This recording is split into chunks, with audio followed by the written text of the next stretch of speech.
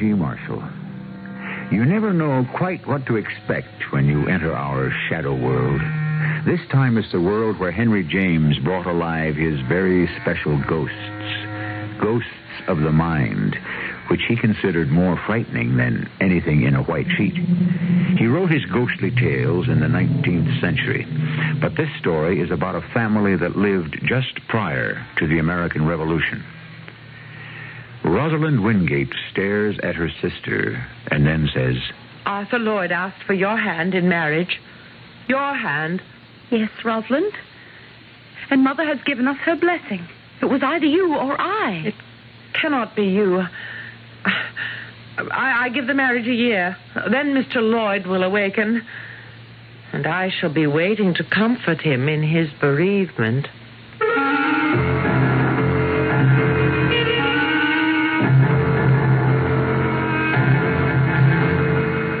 Our mystery drama, The Locked Trunk, was adapted from the Henry James classic especially for the Mystery Theater by Roy Windsor and stars Patricia Elliott and Russell Horton.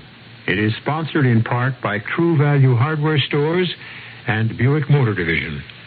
I'll be back shortly with Act One.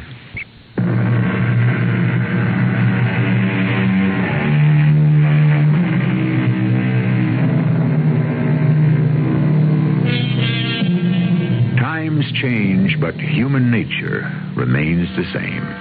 That's a commonplace truth. A man and a woman attracted to each other today feel exactly what was felt at all times in human history. Cambridge and Boston are the settings for this story of two sisters, one strikingly beautiful and willful, the other with the unusual name of Perdita, lovely but not striking. Mrs. Wingate, their mother, proudly reflects on them to her son Bernard, recently returned from studies at Oxford. Arthur Lloyd seems immensely fond of both your sisters. I am too, Mother. They're a marvelous pair. Beautiful, accomplished, and for young women, well educated. Very different in spirit, of course. Very. Perdita's like me. Rosalind takes after your dear father's side of the family. Mercurial. Remember how he enjoyed thundering Shakespeare at us? Oh, and the Bible, too. You do like him, Mother? Very much. He's become a great friend. With your approval, I suspect he'll become even closer. Ah, it's in the air, I think, Bernard. My regret is that one of the girls would be greatly disappointed. He's been discreet and fair in his attentions. He's a gentleman. Has he confided in you? Not Arthur. He realizes the delicacy of the situation. I wouldn't speculate about it, Mother. It's a matter of the heart. How very true. All the same, I don't want to see Roz or Perdita hurt. Roz has never been. No, that's true. She's always been at the top of everything and indulged because of it. You really think that Arthur is interested? Well, if I had to place a wager... Oh, here's Perdita now. Bernard, what a pleasant surprise. October's so lovely in Cambridge, I decided to come out for the weekend. Arthur will be along later today or early tomorrow. Yes. Yes. You're very pretty when you blush, Perdita. But I'll take the groceries to the kitchen. You must not raise her hopes unfairly, or her sisters. You're right. If you'll excuse me, Mother, I'll go upstairs and change into something comfortable. Of course. You might take a nap until tea time. Here's Roz, Mother. Riding, I believe, dear. May I talk with you? Confidentially? Of course. I'm frightened, Mother. Frightened? My goodness, of what? Rosalind. You're frightened of your sister? You know her, Mother. She can become violent when she doesn't get her way. What in heaven's name are you talking about, child? What if Arthur Lloyd proposes to me? Then he does. And I would be very pleased for both of you. But Roz has set her cap for Arthur. We both have. He hasn't led you on, either of you. But if he's in love with me, Roz will be furious.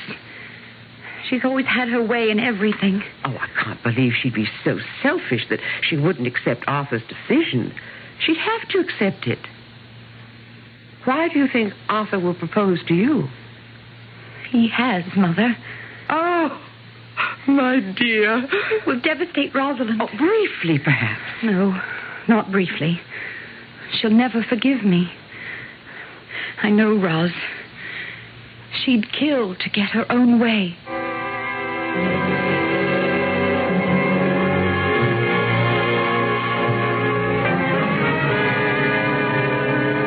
I think it only fair, Rosalind, to tell you how much it's meant to me to have been accepted during the past few months by your family. You're Bernard's best friend, Arthur.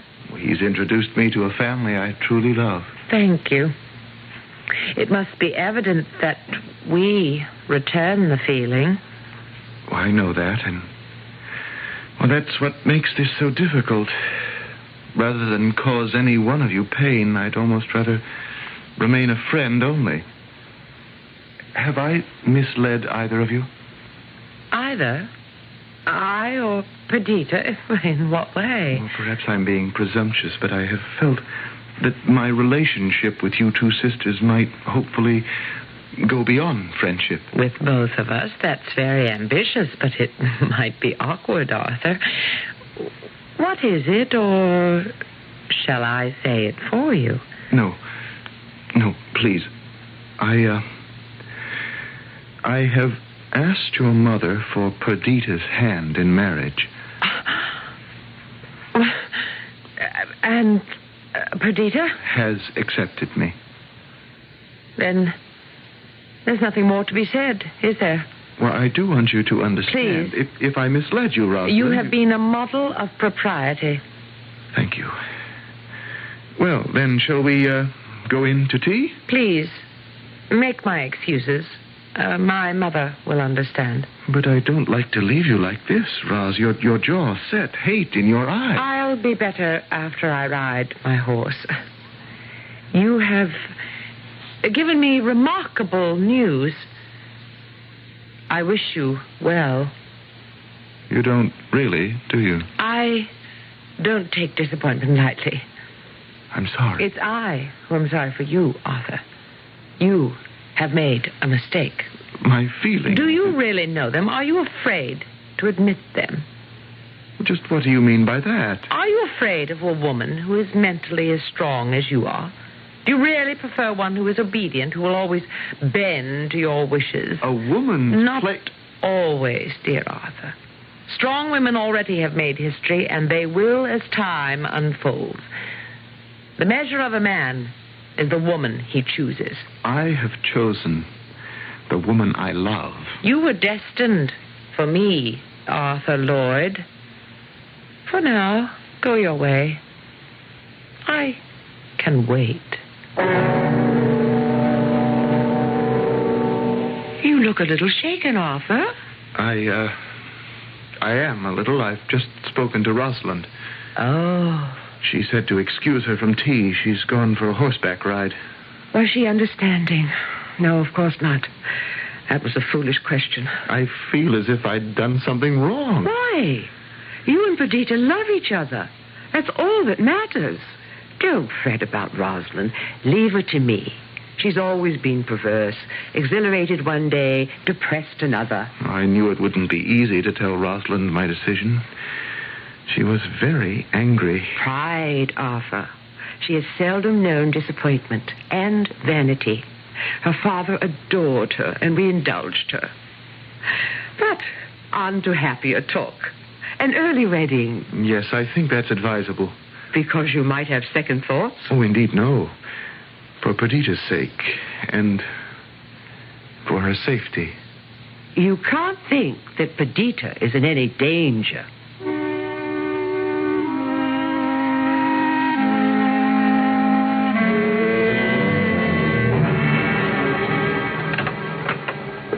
Am I interrupting, Perdita? It's our common bedroom. You don't need permission to enter. Are you dressing for some special occasion? I'm dining at the Arms with Arthur. Oh. May I ask why? Have you nothing more to say to me, Roz? I said what I had to say to Mr. Lloyd. Which was? Ask him. Roz, ever since Bernard brought Arthur Lloyd to visit several months ago, we've been in love with him and he with us. The decision to propose to one of us was his. Can you deny that? What was the special magic you used to place him under a spell? Apparently there's no point discussing the subject. If he had chosen you, I'd have wished you happiness. Can't you do the same for me? Not readily. I know you're heartbroken. Don't presume, Perdita. A more carefully chosen word would be frustrated. But that's a temporary condition. I had some grand plans for Mr. Lloyd and me with his riches. Why do you say temporary? I don't take an insult lightly. In heaven's name, you haven't been insulted because he is marrying me. Are you threatening to be the ghost at the wedding feast? Never fear, I'll conduct myself properly. But in your black, selfish heart... Don't insult me, Perdita. I'm stating the truth. You wish us unhappiness. You have determined to cast a pall over my wedding. Because for once I, plain Perdita, have achieved something at your expense. Not willfully, but as determined by God. He was dozing. You ought to be ashamed of yourself. Your threats don't frighten me. No, don't come close to me, Rosalind, or I'll sink my nails into your beautiful white throat.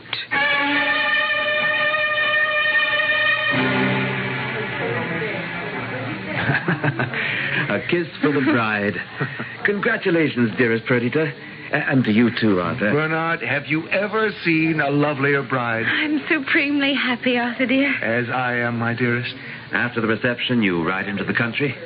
My old Uncle Josh has made his house available to us as long as we want to stay. Bernard, have Mother and Roz gone on ahead? Oh, that was the arrangement. Perhaps my concern about Rosalind was ill-founded. I know she's happy for both of you. She looked splendid as your bridesmaid. I'll leave you now. Don't delay too long. Our guests will be expecting you. Look at me, Perdita. Oh, I love you. And I shall always love you until we are no more.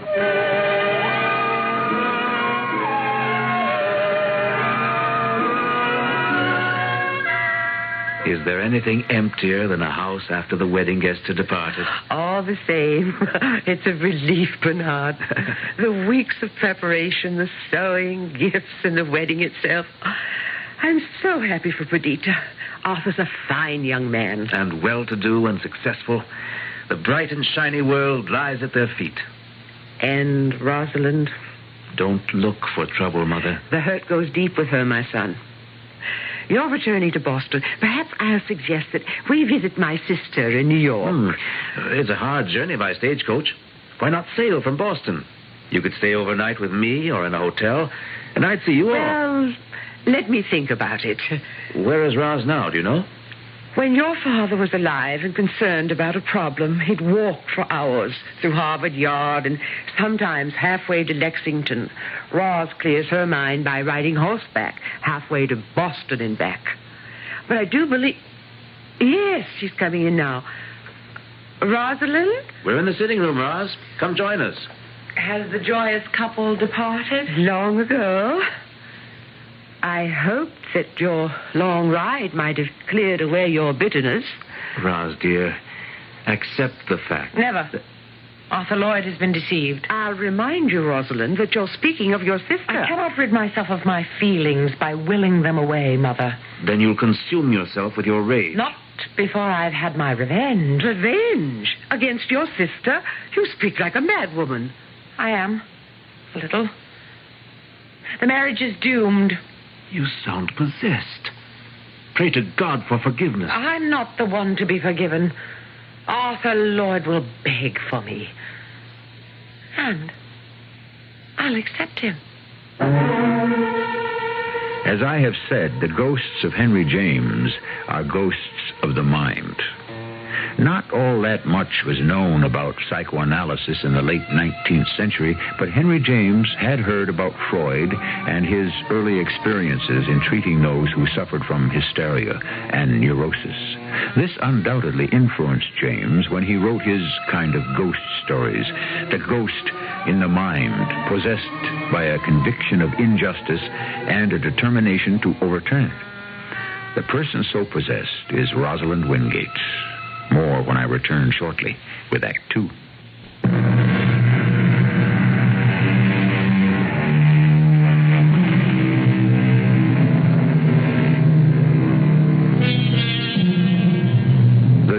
delusion of persecution is a disease of the mind where a ghostly demon then resides. From what we have experienced so far, Rosalind Wingate has become a victim of such a ghost.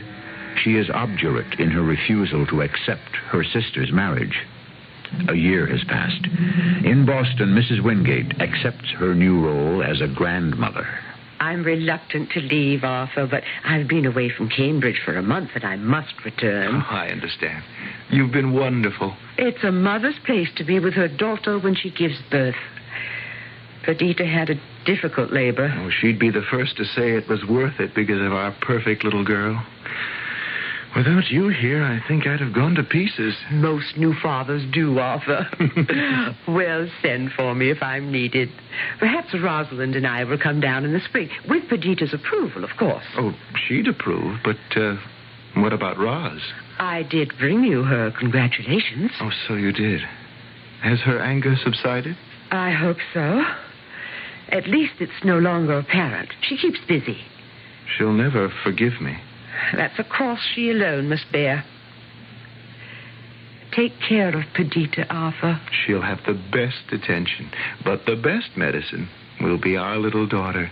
Perdita isn't all that strong, and she's gone through an ordeal. Normally, by now, she should have been up and around. I don't like her color at all. Oh, she'll come round. Don't you worry. I'll try not to. Arthur, is that you? Yes, my sweet? I felt your presence. Isn't that remarkable? I didn't know you'd come into my room. I just felt it. I've been here for some time. Why didn't you wake me? Rest is cure, and I want you up and around and well, smiling and happy. I'm very happy. I have you and our darling baby girl. You do love me, don't you, Arthur? What a foolish question. You've never regretted... Don't even think it. I've tried to be a good wife to you. You have been. This is morbid talk, Perdita. I wish you'd stop. It makes me uncomfortable. I don't think I'll ever be well. Now, Perdita... In heaven's name, don't say such a thing. Of course you'll be well again. If I should die... Now, please. I don't want to die, but if I should, you must make me a promise. You insist on being humored, don't you? I'm serious.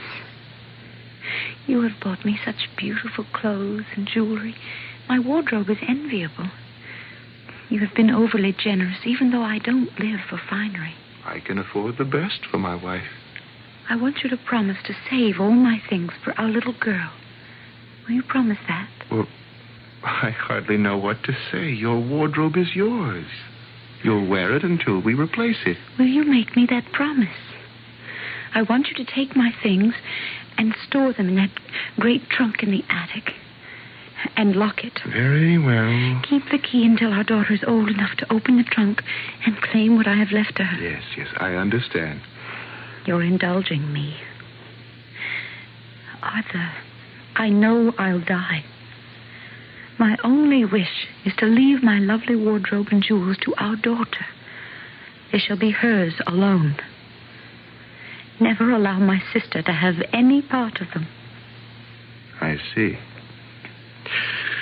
I thought the bitterness was all hers. My feeling is not bitterness. It's hatred. Perdita. I lived in her shadow. When you asked for my hand, I walked into the sunshine, leaving her to fester with envy and with a determination to destroy me. This illness has made you delirious. She said our marriage was temporary, that you were destined for her. Good heavens. And not a day goes by, I'm certain, when she isn't consumed by jealousy. My mother knows it. So does Bernard. Rosalind is heartless. Without a heart. Darling, that's too harsh. She worships money and finery and herself. To her, nothing else is of value. I won't allow her to have my fine clothes. I understand. You swear to keep that promise? I do. Warn her for me.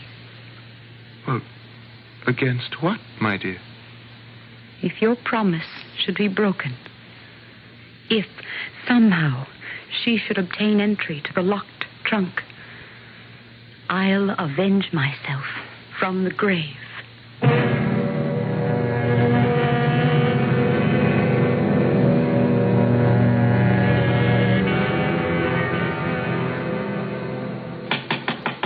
Mother? Mother? Bernard. I bring bad news, Mother. Perdita? What is it? Has something happened? She died peacefully. Oh, no. No, not Perdita. How unmerciful. No. May God bless her and take her to him. Amen. Help me to a chair, Bernard. Arthur told me that she foresaw it, Mother. Poor child. Before I left Arthur to come home, I told him I was concerned about her. I can't encompass it, Bernard. So much to live for. I know. Roz. Come, Mother. I'll see you to bed. I'll tend to my horse. Try to sleep, Bernard. Oh, Rosalind. Mother.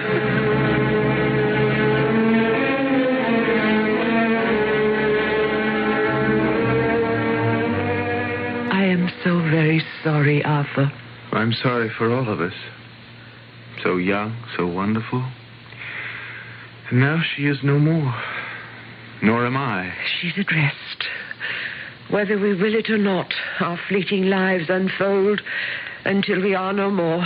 Arthur, I haven't words to... Excuse me. Oh, may God forgive my trespasses against Perdita. I cannot forgive myself. I took her for granted as my little sister. I didn't know until death how much I loved her. Forgive me. Forgive me. Excuse me, Arthur. I'll go to her. Mother? Are you all right? Yes, it's Rosalind. Arthur, what happened? Roz is overcome with grief. You're holding up well? Oh, I'm numb. The shock was so great I still feel nothing. The funeral was a dumb show. The minister's words meant nothing to me. I stare with vacant eyes. I'll ride back to Boston with you in the morning. What am I going to do, Bernard? My instinct is to flee, to put thousands of miles between what happened and the future. I think you should. You have business interests in England. Sail there and remain for however long it takes for time to blur your loss. But my child, our child... I've given that some thought, Arthur. Here is where she belongs. Here in Cambridge with my mother. Oh, I couldn't impose... My mother loves the child. Do you think your mother really would take the child? It was her suggestion to me. The baby will fill a void in Mother's life. You give me heart, my friend. And I've brought you and your family only trouble. You loved my sister. With all my soul.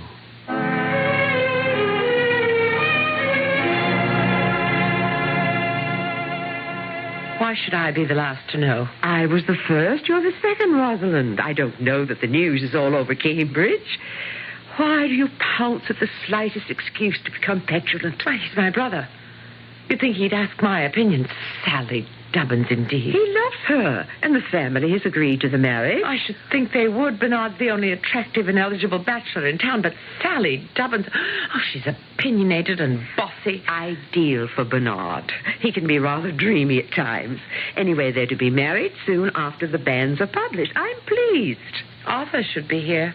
Where is he now? I've forgotten. Salzburg. He returned this week. He's been away a very long time. 7 months. He won't know his daughter when he returns. Amy's so much like Perdita when she was small. She's a dear. I'm very attached to her. You've been a wonderful foster mother, Roz. I can't remember you ever giving so much affection to anyone else. You've got little Amy twined around your finger. She's a darling. I wish she were mine. You'll miss her when Arthur returns. She may not want to let me go. Amy will have no choice. She belongs with her father. Well, until she becomes adjusted to a new home, I might have to live with her. In Arthur's house? You? An unmarried woman? That would be in extremely bad taste, Rosalind. That wouldn't bother me. Arthur would have more sense. That remains to be seen. Just what do you have in mind, Rosalind? Amy Lloyd is my talisman. And what is that? A charm, a good luck piece. I knew she would be soon after the funeral.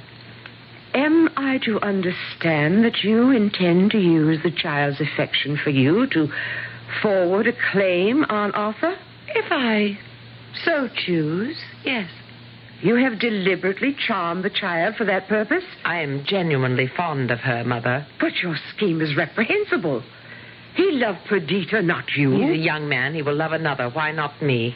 Do you love him? Oh, yes. That doesn't ring true, Rosalind. He's handsome and rich with a fine house, and he moves in grand circles. And that's what you love, not him. So you meant it when you told Bernard and me that you'd have your revenge.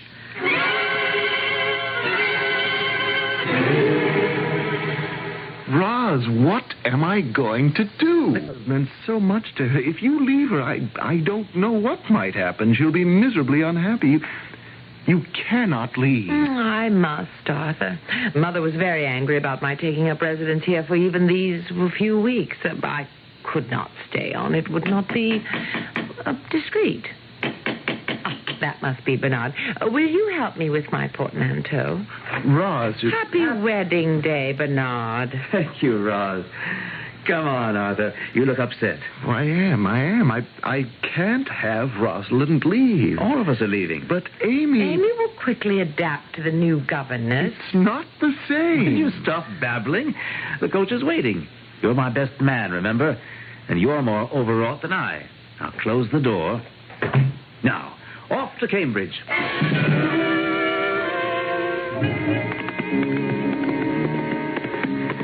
Pull up. Pull up. Have I run you into the ground? You do ride well, Roz. In fact, you do everything well. That's very sweet of you to say. Oh, what am I going to do about you, Roz? Is there something you want to do? Have you plans? Thoughts for the future? None. You said something long ago that may have come true. You said, for now, go your way, I can wait. Do you remember saying that? Yes. And you asked if I were afraid of a woman as mentally strong as you are? Are you? A little, perhaps, but fear is outweighed by many other considerations. Which are? You're a beautiful, fiery, intelligent, and desirable woman. All of that, I think. And arrogant. Indeed. Roz, will you marry me? It was a foregone conclusion.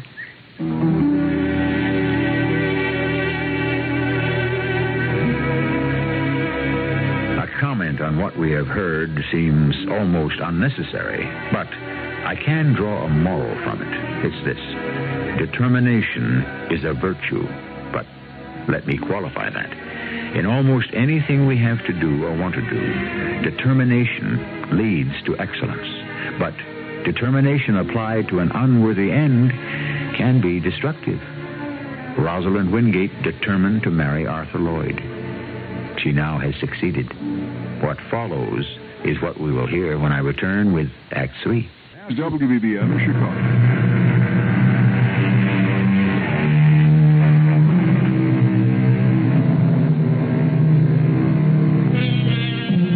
If you look back on your own life, you'll remember how hard you persisted to accomplish a certain thing. Take marriage. It may be made in heaven, but who can deny the persistence of either the man or the woman in persuading the other to stroll down the aisle? I suspect that, except in a few instances, one person's love for another is a few degrees stronger. Am I wrong? Well, not about Rosalind Wingate, now the second Mrs. Lloyd. Several months have gone by, during which Arthur has suffered substantial business losses. How bad is it, Arthur? Oh, it's serious, Roz. I don't know quite what to do. You're a rich man. I was. Well, have we nothing? Only enough to keep up the house and to sustain us. And I see no way to rebuild my fortune. Why not? Because there's something dangerous stirring in the colony. There's unrest. It goes back to the Stamp Act in 65. But that was repealed. And after the repeal, my ships left and entered the harbor unmolested. But then there was the Boston Massacre 3 years ago. Since then, the mob is burned and looted at will. The king's troops have been ineffective against the hooligans. They should be shot down like mad dogs. That's after the fact. And the fact is that I've lost my last ship. Its hull was loaded with a fortune in food and goods. Lloyd Shipping is no more. And with its end, there's an end to our way of life. Oh, no more grand parties and expensive clothes. We'll have to live on a modest scale. I realize how difficult that will be for you, Roz. No. Well, you accept next month's ball, of course. Oh, certainly we must attend. An invitation from the provincial governor is a command. What am I to wear, Arthur? Why, whatever you choose to wear. You're always the envy of all. You have any number of lovely gowns. I must have a new one. Why, I'm afraid... Well, then I won't attend the ball, Arthur. I won't look dowdy before our peers. Well, there simply isn't any money for that kind of luxury. You must understand that, Rosalind. And you must understand that when we attend any important function, I expect to be the envy of others. Call it vanity. Say it's theatrical. Say what you like. But when I enter a gathering, the moment is exhilarating. I live for such moments alone. Putting such moments before me and my child? I have been an attentive wife and a good stepmother. What you've said personifies you as selfish. Perdita said as much. On what occasion? Shortly before she died. Oh, what other vile things did she say about me? I'd rather not go into that. I have been unstinting in my efforts to clothe you and bedeck you with jewelry. You must have a larger and more expensive wardrobe than any lady in Boston. Which has been worn and seen until it has become commonplace, and nothing you've provided compares with what you lavished on my sister. I say this finally, Rosalind. You may not have a new gown for the governor's ball. If you choose to remain at home... Arthur, what became of Perdita's lovely things? They've been stored away. Where? They're in a locked trunk in the attic. Locked? Oh, why, may I ask? That was her last request. Perdita asked you to store her clothing and to lock them up. In heaven's name, why? Because they're for Amy when she's grown up. What?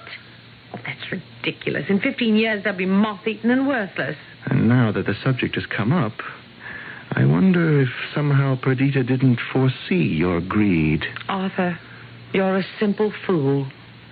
Why did you ever marry me? I sometimes wonder.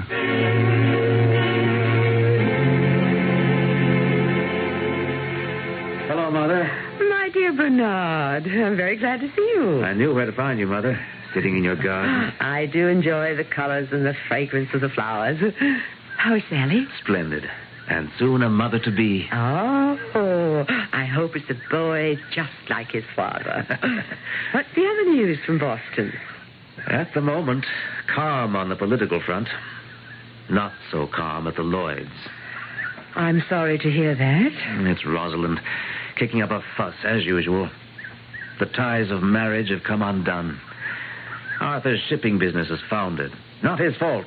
There's a band of so-called patriots that roams Boston and commits acts of vandalism. Arthur's lost his small fleet. Is he impoverished? No. But he hasn't the money anymore to indulge his expensive wife. He told me about it the other day. I offered to lend him money, but he refused me. And Rosalind refuses to accept their changed condition. Yes. Will you come to Boston and talk with Roz? I've talked to her all her life, Bernard. Well, this time... No, it would come out sounding melodramatic. Let me be the judge of that. Roz now neglects Amy. She adores Amy. So it seemed when they lived with you, Mother. I think Roz used the appearance of affection to win Arthur's proposal. I thought that the affection was genuine. Remember, Mother, that Amy is Perdita's child. Deep within Rosalind, I think she hated Perdita.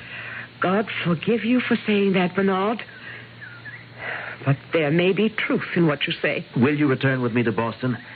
Presumably to visit me and Sally? What you've said makes me shiver, Bernard. My imagination may be making too much of the situation, but I feel very uneasy about that unhappy home.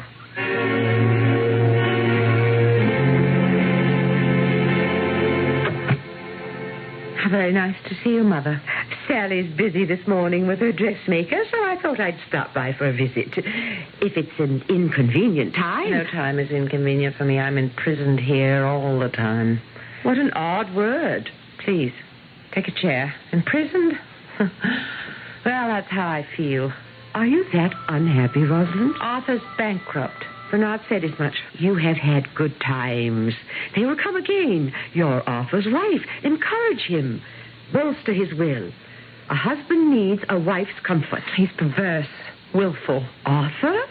On the contrary, he's a very generous man. Oh, then you speak to him about Perdita's clothes. What are you talking about? He's got all those marvelous clothes of hers. Remember how lavishly he spent money on her wedding things? Well, he's got them locked in a trunk in the attic. Wedding things and everything he bought for her when she was alive. Why? Ask him. He made some stupid promise to Perdita that her finery would be saved for Amy. Can you imagine anything more imbecilic? And you want them? I need a wardrobe. There's a perfectly good one stored in the attic, and I'm not allowed to choose a gown from one of the many that our Perdita had. Good heavens, is your unhappiness caused by something so unimportant? Beautiful things mean everything to me. You know that, Mother. But measured against a marriage and a child's well-being, a wardrobe is a meaningless thing. By the time Amy is old enough to wear them, they'll be rags. Still, Perdita wanted Amy to have them. I intend to have those clothes. Arthur will never permit it. What if I threaten the child? Rosalind, I'll see you in hell before you'd harm Amy. How dare you even think such a thing? I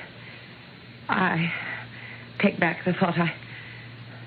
I never intended the deed. You terrify me, Rosalind. I'm sorry for you.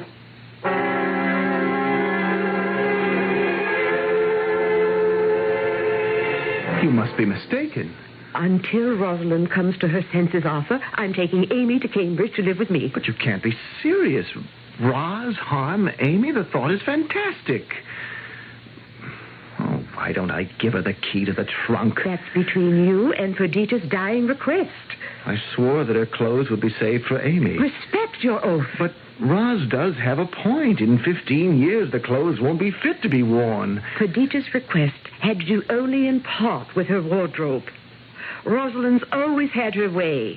This time, Perdita resolved that Roz should never appropriate something uniquely hers. But that's bitter. No, it's just. Because of Rosalind, Perdita always thought of herself as second best. But she was an infinitely better woman than Roz. Well, that's a harsh judgment. It's an honest one. They are my daughters. I wish to heaven that Perdita had lived. Her child shall. May I take her with me to Cambridge? Well, Rosalind will be furious. She's unfit to care for Amy. I accept your judgment. I'll arrange for a carriage to take the two of you and the nurse to your home. Poor man. You're left with a frightful problem.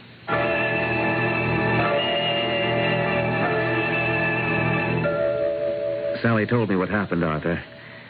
How did Roz accept your decision? Oddly enough, with a cold smile.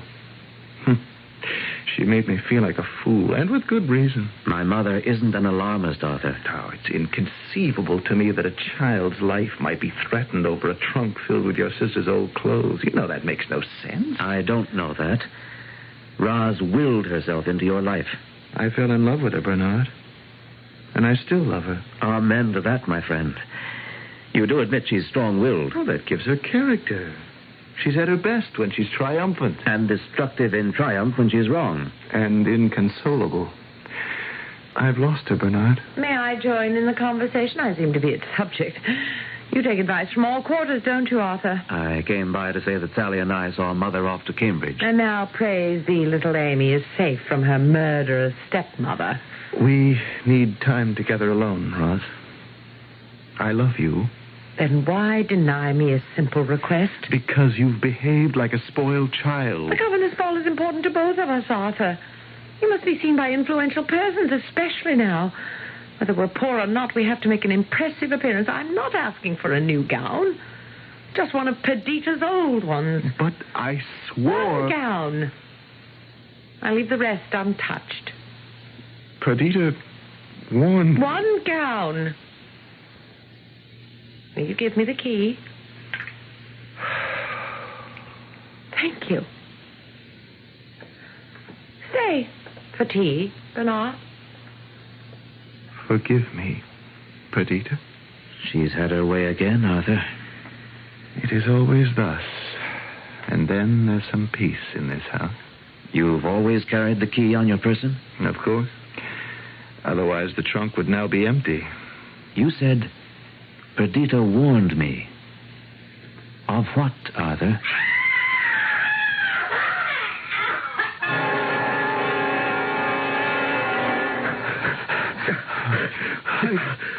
Merciful God! Her throat.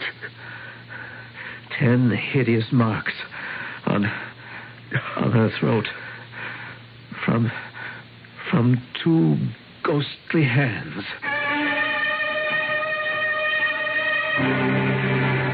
Henry James entitled his story The Romance of Some Old Clothes, the story of 2 sisters, but it is really the story of the one who was obsessed. As I've said, the ghosts of Henry James were ghosts of the mind. Only Macbeth sees the ghost of Banquo because Macbeth's mind is filled with the murders of the king and of Banquo. Rosalind's mind was filled with her obsession to triumph over her dead sister, and her willfulness cost her her life. I'll return shortly. Somehow you fought the temptation to buy a new Buick Century until now, because you figured that along about this time, your Buick dealer just might be as anxious to talk to you as you are to get a Century. Well, you shrewd rascal, you were right, which means you and that Century can get together now with a deal that may surprise you. Buick Century. Yes, you can. At your Buick dealers. Yes, you can. Yes, you can. Here's something to think about. How would you feel if you knew for a fact that somebody was trying to kill you? Not just an ordinary man, but a professional assassin paid $10 million to make sure you are very dead. Read Alastair MacLean's new novel, Sea Witch, a story of trained assassins and beautiful women and a man marked for murder. Sea Witch by Alastair MacLean. Read it quickly, because it's written like a nuclear bomb set to go off in seconds. Sea Witch by Alastair MacLean. It's a killer. Now in paperback from Fawcett.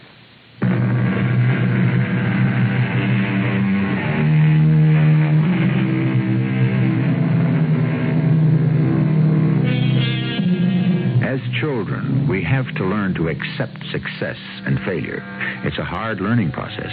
When a small child is denied something he prizes, he most likely throws a tantrum. Rosalind was never denied anything. Because of her beauty and wit, she expected nothing but success. And that was her undoing, and the cause of her horrible death. Our cast included Patricia Elliott, Russell Horton, Ann Petoniak, Gordon Gould, and Betsy Beard. The entire production was under the direction of Hyman Brown. And now, a preview of our next tale. You know Gil Blake? Well, I've never actually met him, but... Correction, beautiful. You just did.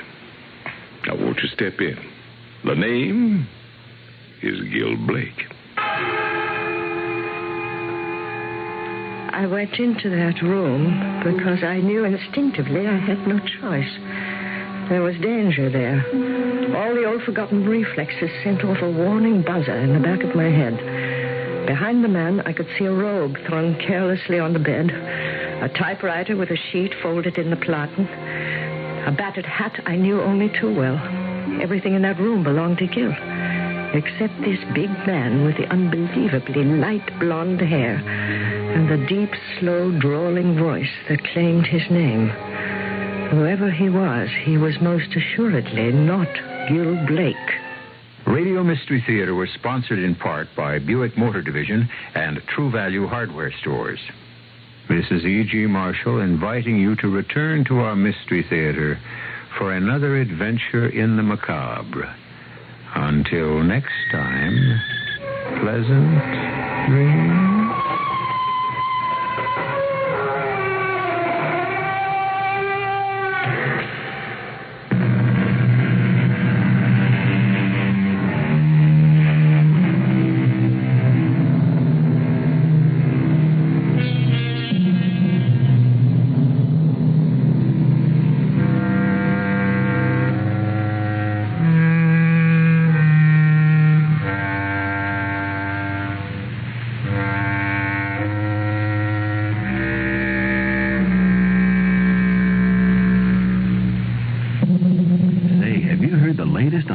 Super Saver fares? I know. I can't believe it. They're so low. Well, believe it. If you catch a Delta night coach, you can fly for 40 to 50% off the regular day tourist fare on round trips. 40% off on weekends, and wow, 50% off on weekdays. Or if you take a daytime flight, you can get 30 to 40% off regular day tourist on Delta round trips. Isn't it something? 30% off on weekends and 40% off on weekdays. The CBS Radio Mystery Theater presents...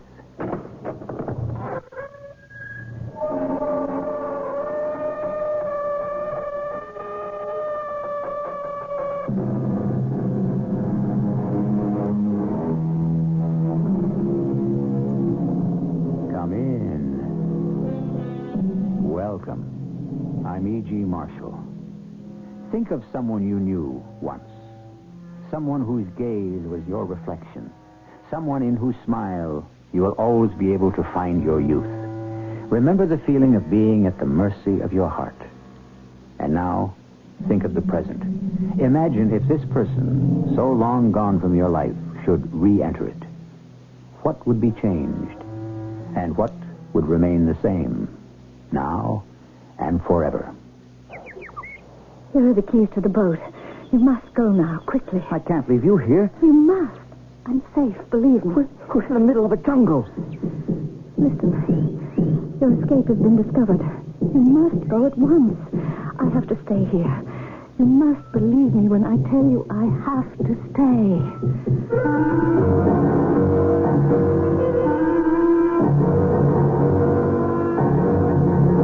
Our mystery drama, A Matter of Faith, was written especially for the Mystery Theater by Percy Granger and stars Michael Wager. It is sponsored in part by Contact, the 12-hour allergy capsule, and Buick Motor Division. I'll be back shortly with Act One.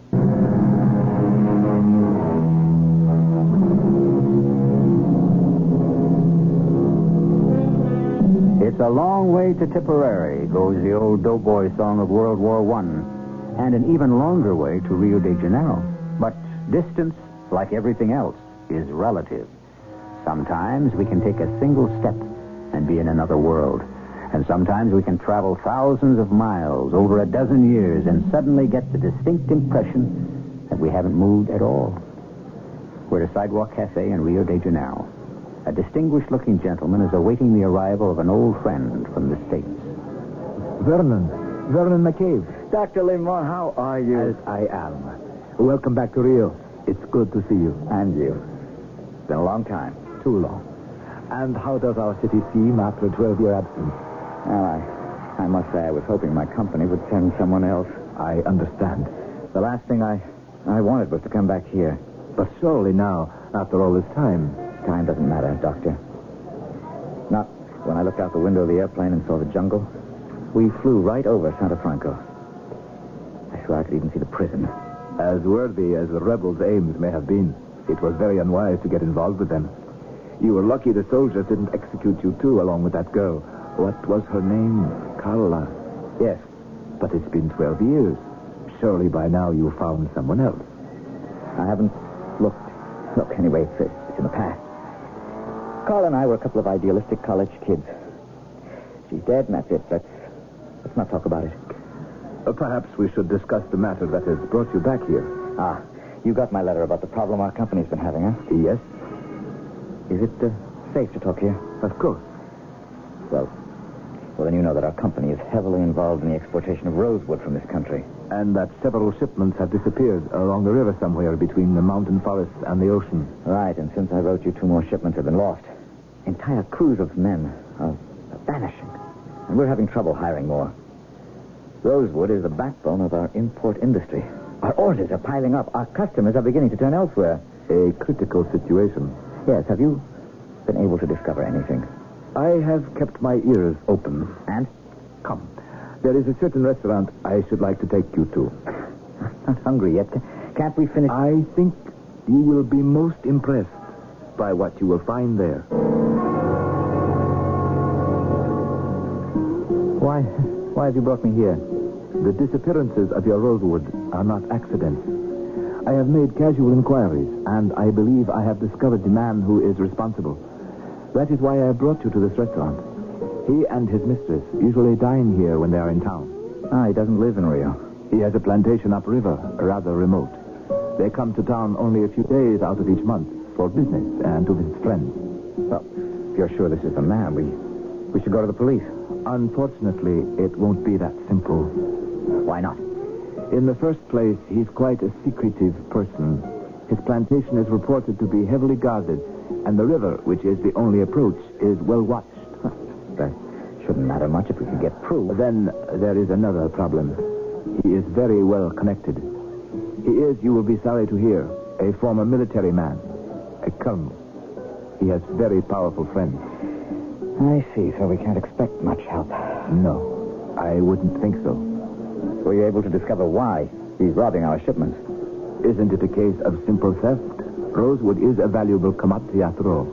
If it were, the wood should be turning up on the world market. And it's not. No, rosewood isn't that large a business. It's relatively easy to track down shipments and trace them back to their point of origin. Permit me to advance a theory.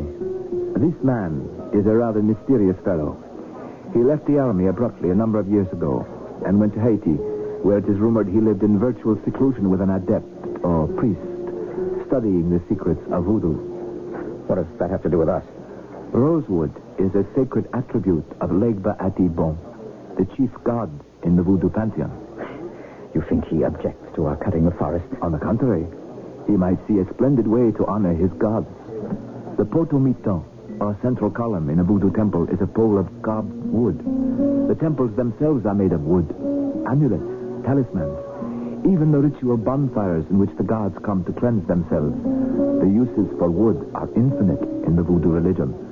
And to have available a plentiful supply of a wood the quality of rose. Bonfires?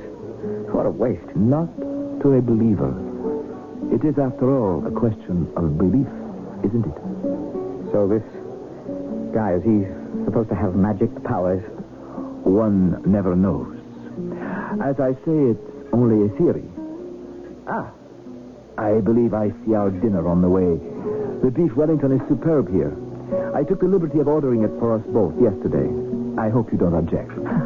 No, not at all. Thank you, waiter. This colonel, has he come in yet?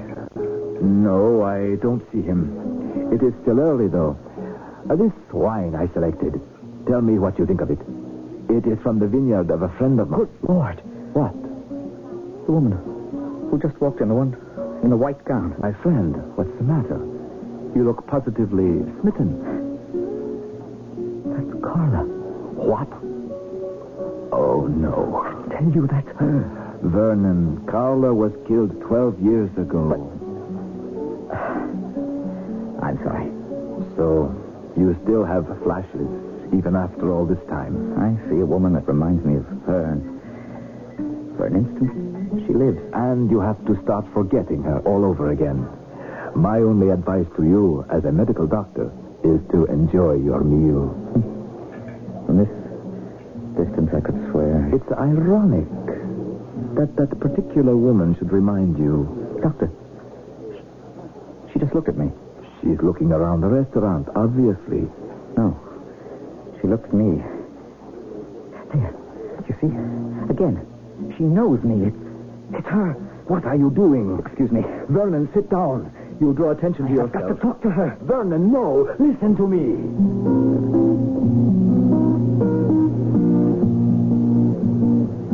Carla? Pardon? Are you speaking to me? Carla. I'm afraid you've made a mistake. I'm sorry. I didn't mean to disturb you.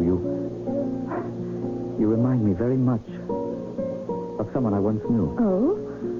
Her name was Carla. But that's not my name. No, of course not. Forgive me. What are you staring at? On your neck, that birthmark. You can see that. You never used to try covering it up with makeup. Go away. What? You're bothering me. Don't you recognize me? Vernon McCabe. You control yourself. Do you want to create a scene? Why are you pretending not to know me? Are you with someone? Please give me a sign. Anything. Believe me. I understand. It's been a long time. Look, if you won't leave me alone, I'll have to call the head waiter. Carla. My name is not Carla. I don't know you. I have never laid eyes on you. But now people are beginning to look up. This is absolutely mortifying. Look, someone is even coming over. Vernon, what are you doing? Come, we have to get out of here right away. Carla, please. My apologies, madame. My friend is not quite himself. Get him away from me at once, or I will call the maître d'. I'd be most grateful if you didn't. Doctor, I swear to you, this woman is Carla. Will you shut up and come with me now? We've got to get away from this restaurant at once. Taxi! Get in. Get in. Hotel Isabel. Avenida Domangi. I really ought to be very upset with you. I barely had 2 bites at the Beef Wellington. You ought to be cured of these hallucinatory seizures by now. That was no hallucination. That woman was Carla. She even had Carla's birthmark on her neck. Carla's been dead for 12 years. I know, but... She was executed, was she not? August 18th, 1966. I'll never forget that day. That was the day the butcher of the Mato Grosso really earned his name. Who? That was what the rebels called the commander of the garrison at Santo Franco. The butcher? His real name was Valdez. What was his first name? Do you remember? Marcos. Colonel Marcos Valdez. I've often wondered what happened to him. Sometimes I fantasize about returning here to search him out. But that's past. Look, Dr. Limon, I really must get back to that restaurant and speak to that woman. It wouldn't be advisable. Why not? It's what I was trying to tell you before. You remember I mentioned that the man you're after had a mistress. Yes. You mean that woman? Yes. No, I don't believe it. I have to see her. But that's not all. The man, his name is Marcos Valdez. He is none other than the man who had Carla executed. How much do we change during the course of our lifetime? That depends on what kind of change we're talking about. Biologically, we change a great deal. But what about the matter of change in our personalities, in our convictions, in our affections? These too can change, as we all know. But that brings us back to our original question. How much? We shall see when I return with Act 2.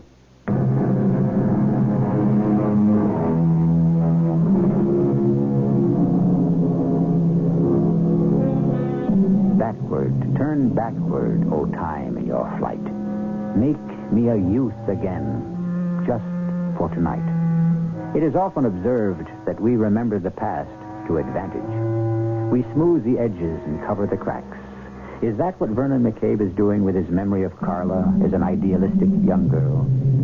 Or is it a case of mistaken identity, as Dr. Limon believes? We return where we left off. The voice of reason is arguing with the voice of the heart. Carla? Valdez's mistress? No, it's not possible. She She couldn't do such a thing. I didn't say Carla. I said the woman in that restaurant. That is Carla. Why? Because of a coincidental birthmark? No, because of the look in her eyes in the instant before I spoke. I'm convinced some part of her recognized me. Her voice wasn't the same, but it's been 12 years, and the manner, Carla was a free spirit. Just now she seemed so contained. Really, Vernon, you are quite impossible. You told me the story yourself, how you were captured by the federales, how Carla was executed by the very man who is now squiring that woman around. You saw her killed with your own eyes. Is this true or not? Well, not exactly. No, it isn't true.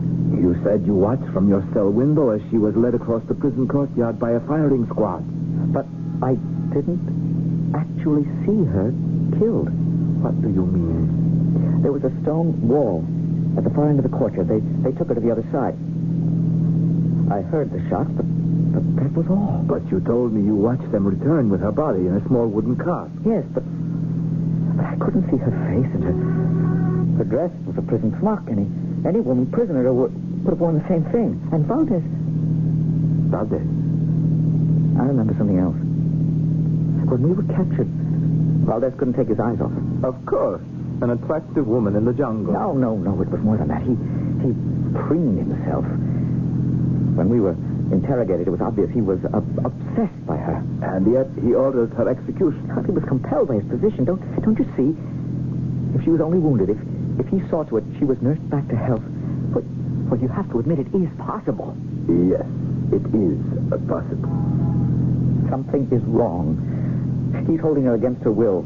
For 12 years? Well, maybe he's using drugs or the voodoo you were talking about. Don't underestimate the powers of a voodoo, my friend. It is a religion. And like all religions, it is a matter of faith. And faith can work miracles, right? Look, I believe that the woman in the restaurant was Carla. I have got to see her again. How? Where are they staying? At the Hotel Camino Real. I'll go there first thing in the morning. Yes, but remember who she's with. If Valdez recognized you as the revolutionary he once captured, or he should find out why you are here, I don't think he'd hesitate to have you killed. All I know is that if that is Carla, she's in trouble. And I have got to help her.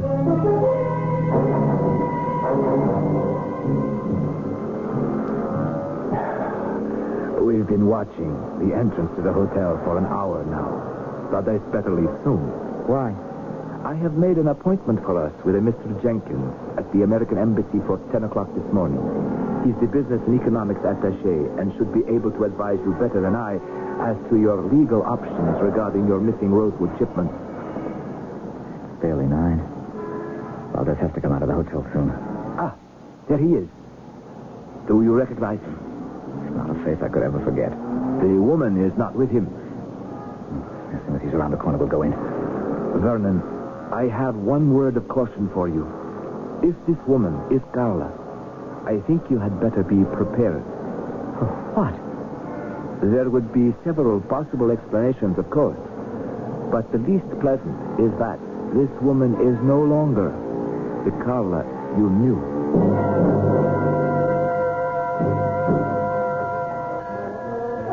Excuse me. May I help you? You have a Marcos Valdez staying with you? Oh, yes, but I'm afraid you just missed him. Well, actually, I'm an old friend of the woman who's with him. Oh, yes, Mrs. Valdez. She's his wife? Yes. I haven't seen her yet this morning, so she must still be upstairs. They are in penthouse suite number 3. His wife? Relax, my friend. Here it is still necessary to maintain certain appearances. Here's the room.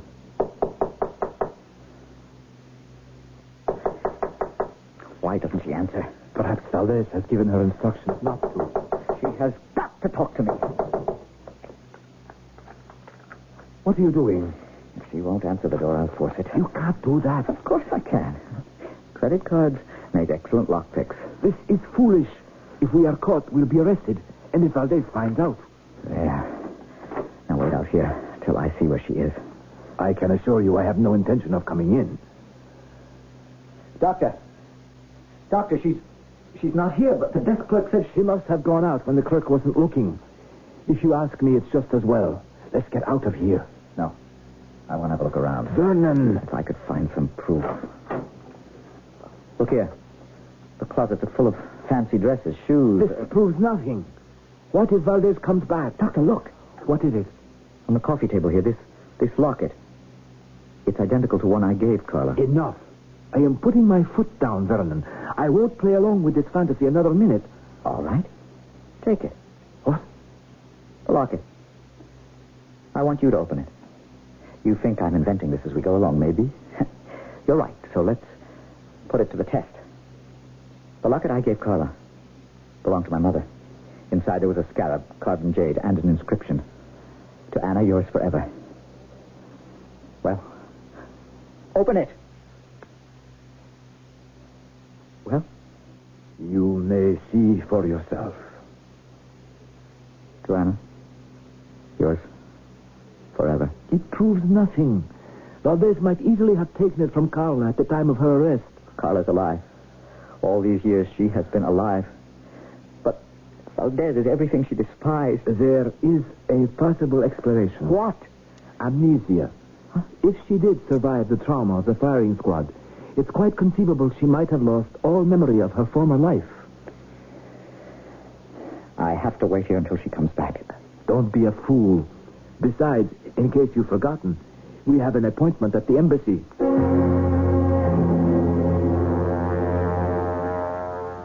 Good day, gentlemen. This is Vernon McCabe, Mr. Jenkins. How do you do? Oh, real fine. Please have a seat. Thank you. Now, Mr. McCabe, Dr. Limon has told me about the problems you've been having with your rosewood shipments. Yes, we lease a number of large forest tracts up the coast, up the river. Recently, our flotillas have been disappearing. But what's happening to the wood, we don't know. Well, I think I have the answer. There are strong indications that the government intends to ban all further export of rosewood in the near future. Ban it? Why? Oh, who knows, Mr. McKay? Perhaps they think the forests are being depleted too rapidly, or they're angling for concessions elsewhere. The point is, if the ban goes into effect, there'll be a black market, and someone will make a small fortune.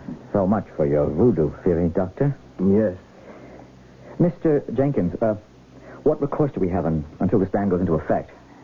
Well, now, you suspect Marcos Valdez of being behind the theft. Yes. Then there's little point in going to the police. But Valdez is far too powerful ever to be convicted. Oh, but there must be something we can do. Well, you could lodge an official protest. Oh, where is Valdez's plantation?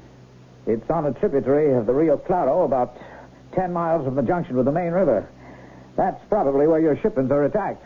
I think my next move is to go up there and have a look for myself. Oh, now, that's not a highly advisable move.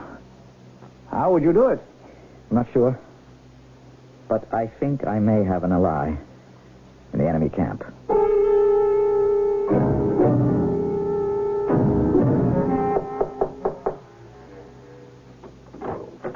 Yes? Oh, it's you again. Carla. You can't come in. I know Valdez isn't back yet. I checked at the desk downstairs. You can't come in. I'm getting ready to go out for the evening. You have got to let me speak to you just for a moment. Well, we can talk here at the door. I'm Vernon McCabe. We knew each other once.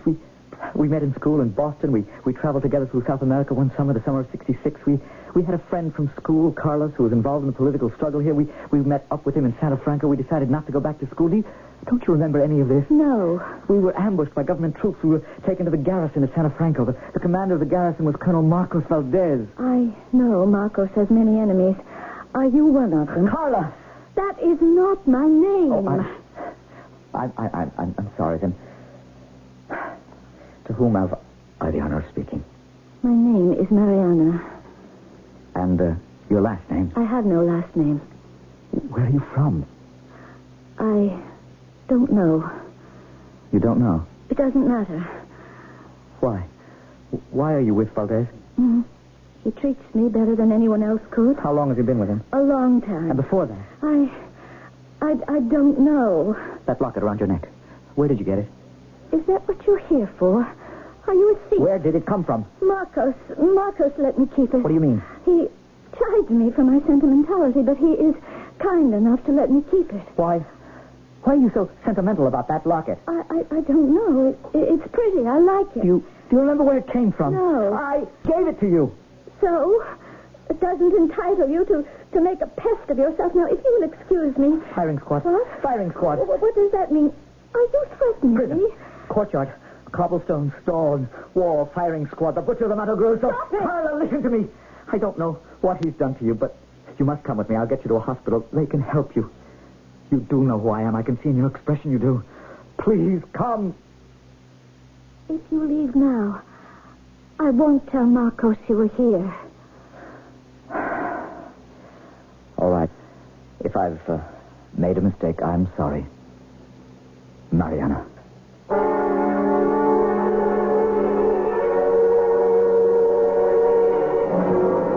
Vernon, calm down. Maybe you shouldn't spend the night here at your hotel alone. Why don't you come home with me? Obviously, the woman is not your Carla. He has got her hypnotized or on drugs. I've got to get her away from him. But you can't just kidnap her. Why not? Come to my house. No, I have to wait here. She might come. You told her where you were staying? Yes. That was very unwise. I know she recognized me. What if she tells Valdez? She won't. She said she wouldn't. Anyway, if I'm not mistaken, I may have struck the right note just as I was leaving. That must be her. No one else knows I'm here. You're risking a great deal. If Valdez should find out. Doctor, the presence of a stranger might bother her. Please, go in the other room until I've spoken to her. All right. Senor McCabe. Valdez. Ah, you know me then. Oh, I've heard of you, of course. I am flattered. May I come in? Mariana tells me you paid her a visit this evening. She told you? Of course. She does not keep any secrets from me. She says you claim you knew her once. But obviously you are mistaken. Obviously. So let us get to the heart of the matter. What do you mean? Anyone who forces himself into my hotel suite under such a pretext is of interest to me. I have the gun in my pocket, Senor McCabe. Your presence has forced a change in my plans. We are returning to my plantation tonight. And you are coming with me. Nothing is as constant as change. Many people get into trouble trying to make time stand still, especially where the heart is concerned, for the heart is stubborn. Maybe by now, however, Vernon McCabe has seen enough to be convinced that for whatever reason the woman he thinks is Carla is not the woman he once knew. But maybe by now, it's too late. I shall return with our concluding act in just a moment.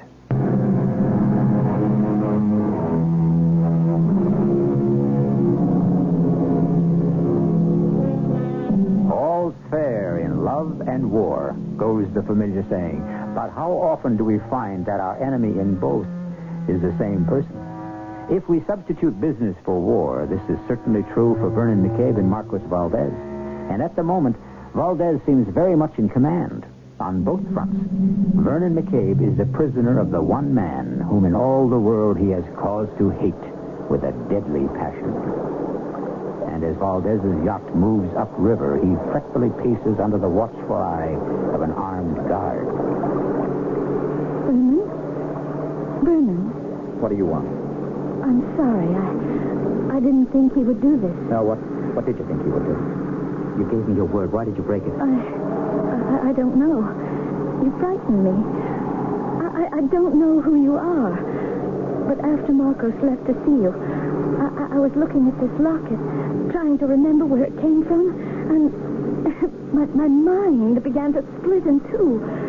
Those things you were talking about began to sound familiar, and I began to remember a whole other life. As Carla Yemne. As someone else. I don't know who. Marcos controls my life. He always has for as long as I can remember. When you came up to me in the restaurant last night, I wanted to speak to you as an old friend, Something more than an old friend. Then why did you tell Valdez where I was staying? I told you I had no idea he'd be so upset. Upset?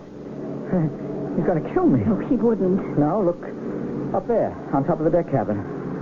An armed guard. No, I'll talk to Marco. Forget it. I've done something terrible, haven't I? Carla, stop pretending. Marcos is coming.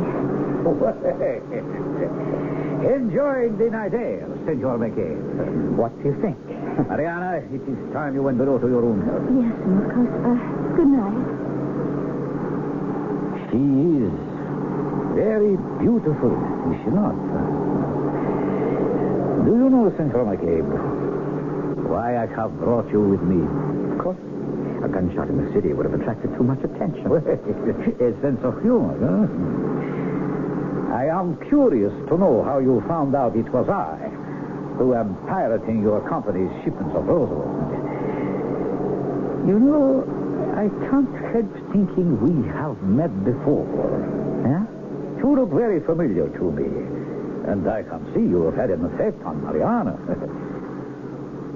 You knew her, did you not? Hmm?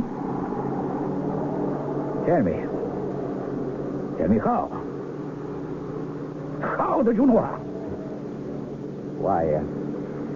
Why don't you tell me what you've done to her, Valdez? What have you done to Carla? Carla? So it is Carla, isn't it? Now I remember where we have met before. The priest at Santo Franco. You were the man who was with her. We are almost to the plantation. When we arrive, the guards will take you out to one of the outer buildings. You have but one breath left in your body, Senor McCabe. And on that breath is the name of the other person who knows what I am doing.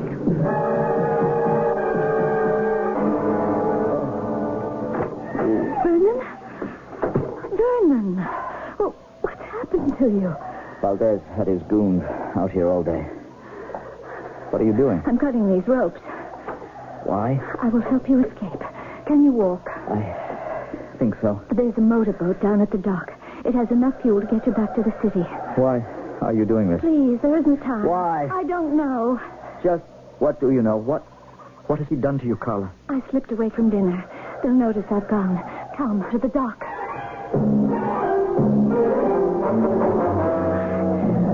Here's a boat. Here are the keys, and here's a gun, in case you need it. Good luck. Aren't you coming with me? No. Carla. I can't. I'm not leaving you here with him. You have to. Why? What kind of a hold does he have on you? He's everything you despised once. Don't you remember? No, I don't remember. Now go. Quickly. Your escape's been discovered. What are you doing? You are coming with me. No. Get into the boat. Please. You must take me with you. I have to stay here.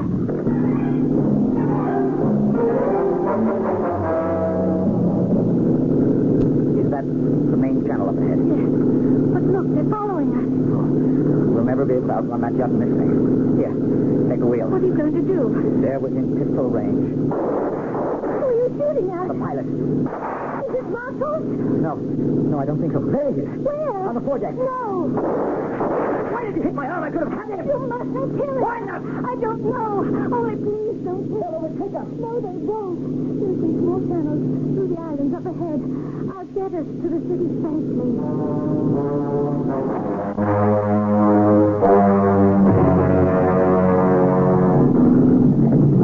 We're here. We're safe. It's almost dawn. I must leave you now. For where? You can't go back to Valdez. He knows you helped me to escape. It's all right.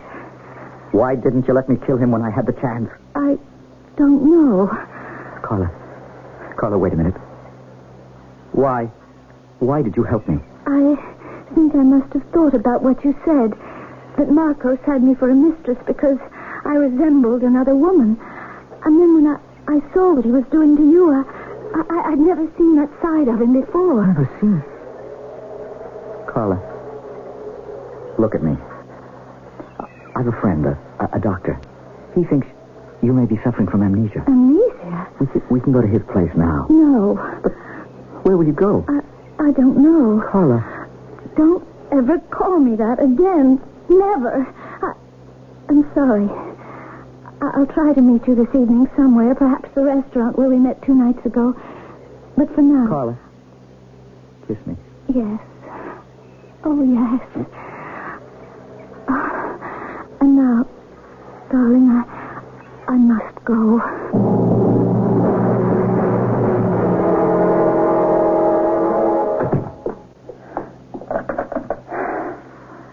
Hello. Front desk? This is Vernon McCabe in room 2120. I want to place a call to Dr. Ephraim Limon. So, he is your source. Valdez, I have you covered. Put down the phone. I might have suspected that meddling old busybody. How did you get into my room? I go where I please, Senor McCabe. My reputation from my army days precedes me.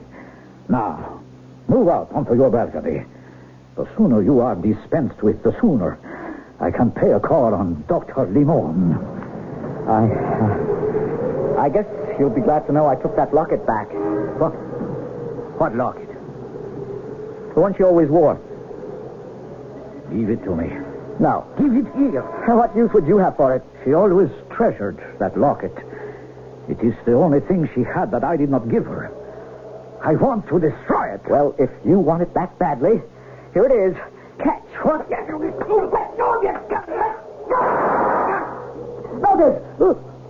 Valdez! I believe you have killed me, Senor McCabe. And that is too bad for us both. For now, you will never see Carla again. What do you mean, Valdez? Valdez! What do you mean? Vernon, you escaped. How? With Carla. Carla? Yep. I'm meeting her tonight. I want to bring her to you, Doctor. I'm sure you can help her. I do not think so. What do you mean? Why not? I have discovered something. I must tell you. What? This woman, Carla, was beginning to intrigue me. Her apparent lack of memory. Her behavior was beginning to conform to a pattern. Yesterday, partly to give myself something to do because of my helplessness where you were concerned, I went down to the poorer section of the city to see a man I know. He is an adept in voodoo. I asked him about Valdez. He confirmed the rumors I'd heard that Valdez had developed extraordinary powers during his stay in Haiti. But then he told me something I did not know. Valdez has been banished from the religion. He is a renegade. Why? Because he uses the secrets of voodoo to deal in black magic, not white. Do you know what black magic in the voodoo cult includes, Vernon? The conjuring of zombies. Zombies? People who are raised from the dead. They are brought from the grave at night and must return to the earth each dawn. And you think, Carla? I spoke with the army doctor who was attached to Valdez's unit. He distinctly remembers Carla's execution. He pronounced her dead. He supervised her burial. He told me Valdez had been strongly attracted to her, and that, after her death, he became obsessed with her memory. It was shortly after this that he resigned his commission and went to Haiti to learn the secrets of voodoo.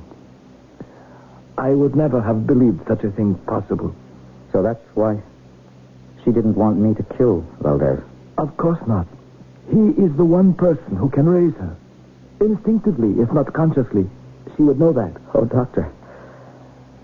Valdez is dead. How do you know? I killed him myself not 20 minutes ago. What? In self-defense.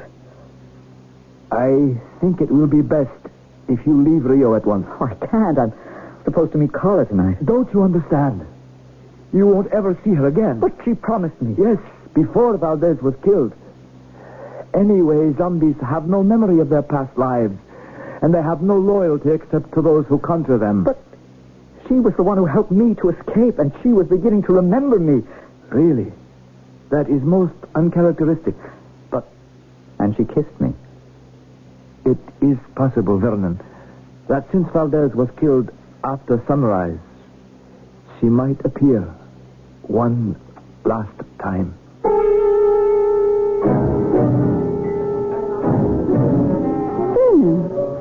you are. Have you been waiting long? Carla, you came. Yes. I probably shouldn't have, but I wanted to. You look beautiful. Do I? That's gallant of you to say, but I'm feeling very strange this evening. Strange? How? I feel free. I don't know from what, but it's a wonderful sensation. You are free. But I also feel frightened, as if I were on the verge of a great loneliness. Isn't that odd? Very odd, because I almost think now we did know each other once. We did. You know we did. It's been a long time, though, hasn't it? Yes. Was I different? You're not ashamed of me, are you? Because of what I am now? No. Carla, I'm not ashamed. I love you. Oh, why are you crying? We're together. And I know that this strange feeling is now. I'm going on a long trip soon, aren't I? Yes. To some place I've never been before. Someplace familiar. And you're coming with me, aren't you? Carla. Aren't we going together? No. Where you're going, I can't follow. But why? I don't understand.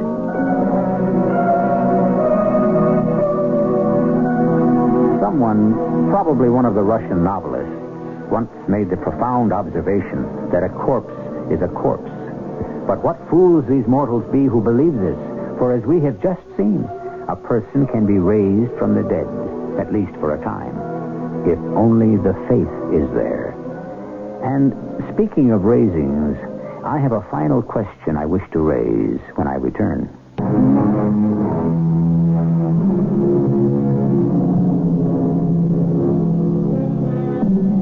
Marcos Valdez raised Carla from the dead by means of secret powers. Yet, as we saw, Carla was more and more coming under the influence of Vernon McCabe. Will Vernon's love and hers have the power to bring her back again from the dead? Well, it is at least a happy thought. Our cast included Michael Wager, Carol Teitel, Gordon Heath, and Ian Martin. The entire production was under the direction of Hyman Brown. And now, a preview of our next tale. There was the black door with its seal directly in front of us. I felt Michael's hand on my arm. I don't feel well. Michael, it's all right. I can't go in there. Well, I'd best knock off the seal first. I'll use my walking stick. I can't. And suppose Cartwright goes in first. He has the lamp. I'll follow him, and then you, Michael. What say? I thought I had the key. None of these seem to fit. Then we can't open it. Michael, there's nothing to be afraid of in there. Isn't that a joke? After 7 years, we can't open the door after all. What do you think we should do, Mr. Albemarle? Wait? It won't be different in the morning. It doesn't matter whether we tackle this tonight or tomorrow. There's only one thing to do. Break the door down. This is E.G. Marshall inviting you to return to our Mystery Theater for another adventure in the macabre. Until next time, pleasant dreams.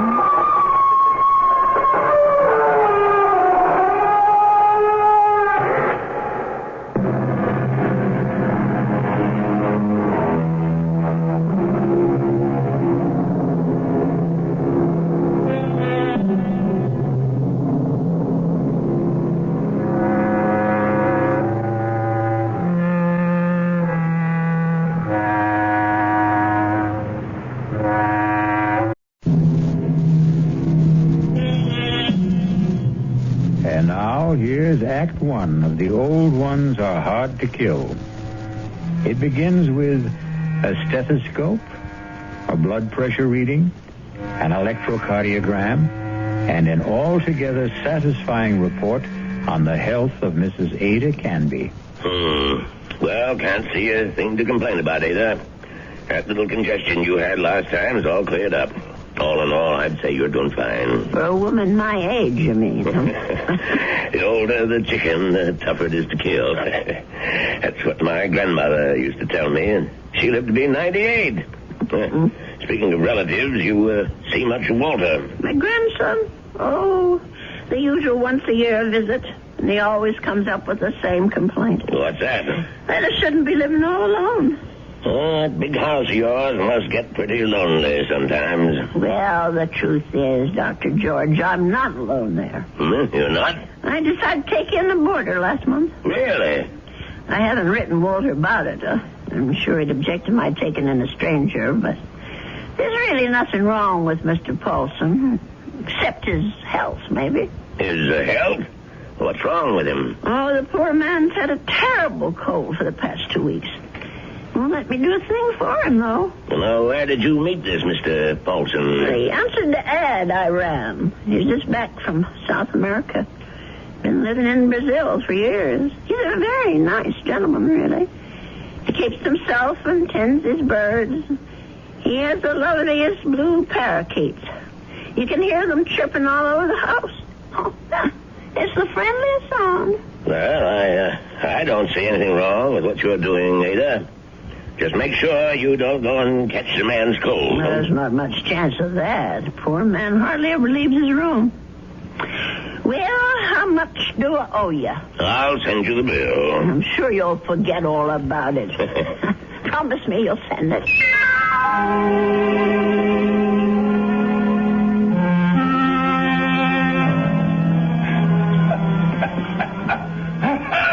Oh, dear. Mr. Paulson? Are you all right? Yes, Mrs. Cairnsby. I'm all right. That cough sounds worse than ever to me. Why don't you let me fix you a little hot milk and honey? No, thank you, Mrs. Cairnsby. Thanks very much. I'm going to try to get some sleep. Well, all right, if you say so. I guess it's time I was in bed myself.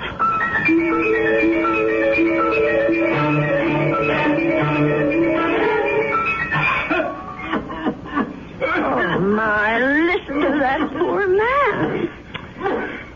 I wonder if he keeps his birds awake, too. Mrs. Canby, please. For heaven's sake, is he calling me? Mrs. Canby! He is calling me. I'm coming, Mr. Paulson. Oh, no. Where are those darn slippers? I'll be right there. What is it, Mr. Paulson? What's the matter? Mrs. Canby. Mr. Paulson, just look at you. Why didn't you tell me you were so sick? I would have called a doctor. No, too late now. Too late. I know a very good doctor. I saw him only this afternoon. I'll go and call him right now. No, please, listen to me. Well, I've got to get help for you, Mr. Paulson. I'm dying. Confession. Well, do you want a priest? Is that what you want? Richardson murdered 10 years ago. What? Murder. I did it. I killed him for money. I was paid. Did you hear me? Oh, Lord. Mr. Paulson, do you know what you're saying? Do you understand me? Lindell is innocent. I killed Richardson, not Lindell. Well, let me get help. You can tell them yourself, Mr. Paulson, and the police and the doctor. You tell them, please. Tell them to free Lindell. He's innocent. Tell them I'm the one who killed Richardson 10 years ago. I don't know anything about such things, and I don't want to. I did it. I killed Richardson. I did it. I don't want to hear it.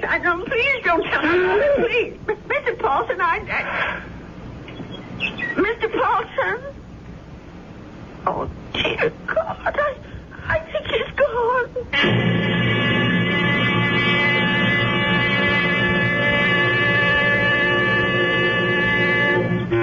Listen to those poor little birdies. I suppose they miss poor Mr. Paulson. I'll lay them in his room.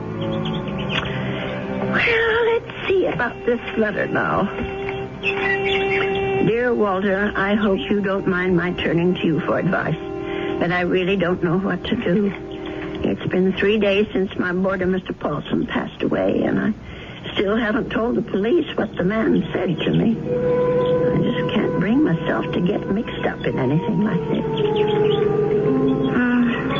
Dear, what's the use of writing Walter? He'll probably think I've dreamed it all up. No, I'll just forget it. Only how do you forget such a thing? Those names, I keep hearing them. Richardson, Lindell. Lindell is innocent. Oh, dear God, what if it's all true? If Mr. Paulson actually murdered this Richardson and Lindell is innocent? Only, well, who are they? I wonder if a telephone book, well, why not? Let's see. Richard, all right. C-H-A-R-S. Yes, here it is. Oh, Lord, there's dozens of them. Well, I'll try Lindell. That wouldn't be as common, I don't suppose. Yes, here it is. There's only about half a dozen, then. Oh, my heavens. Lindell and Richardson. Both names together. Lindell and Richardson Investments. 9 Concourse 4153132. I wonder if... Well, maybe it's the only way to be sure.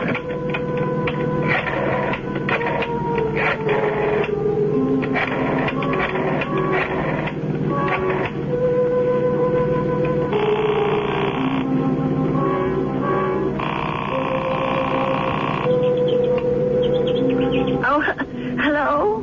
May I speak to Mr. Lindell? He isn't? Well, then what about Mr. Richardson? Oh, I see. Well, is there someone there I can speak to? Yes, please. Thank you. Hello. This is Mr. Chelton. May I be of service? Well, maybe you can. I want to know about your Mr. Richardson, about when he died. I think I did business with him once, a long time ago. Well, it's 10 years, madam, just about. But if you're interested in investment advice... Well, I'll think about it. Thank you very much. 10 years. Well, it could be a coincidence. I guess it all depends on how he died.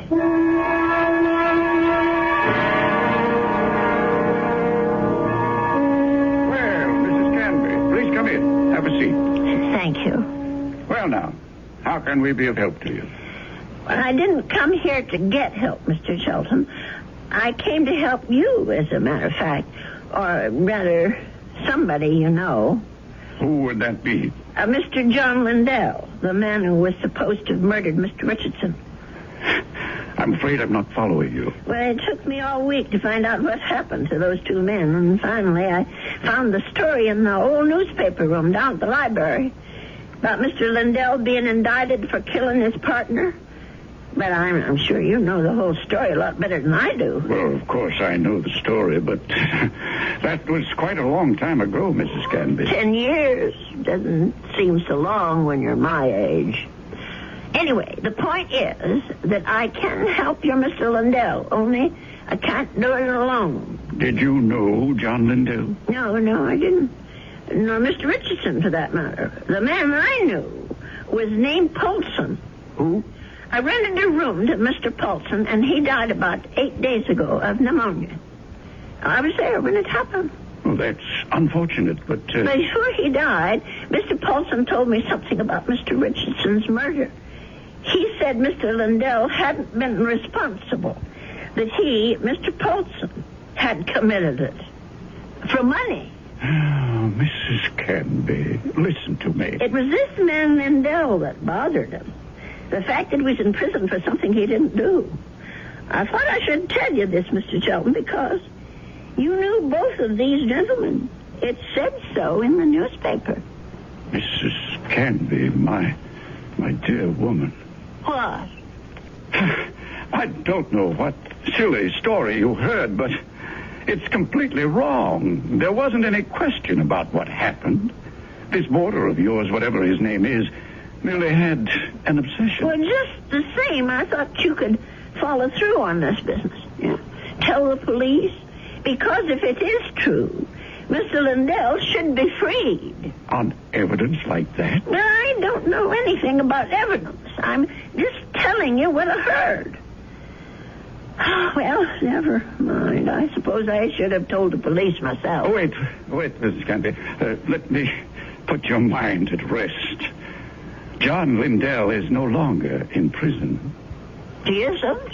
He's dead, Mrs. Canby. He's been dead for the last 3 years. Oh. He wasn't a young man when all this happened, when he accused his partner, Fred Richardson, of defrauding him and shot him dead.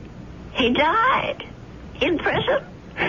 Even if all you say is true, that this man was Richardson's murderer, you can't help John Lindell any longer. He's beyond that. But his name, don't you want to clear his name? Have you any proof? Any living witness? Just myself. Forget it, Mrs. Canby. That's my advice to you. The old wound is healed. Don't reopen it. Oh, well, it troubles me so.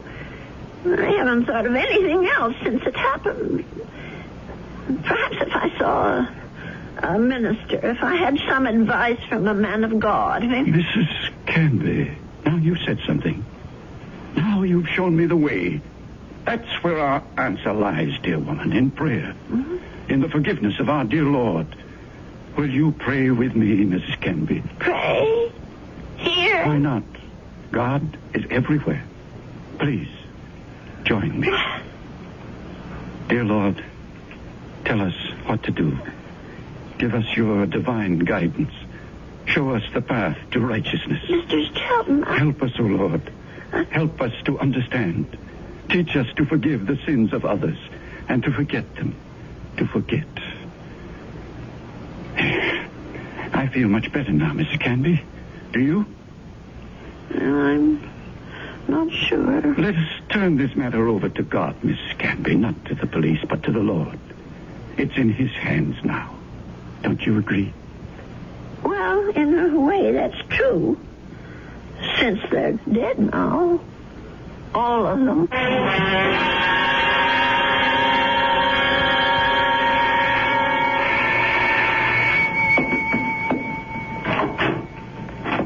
Yes?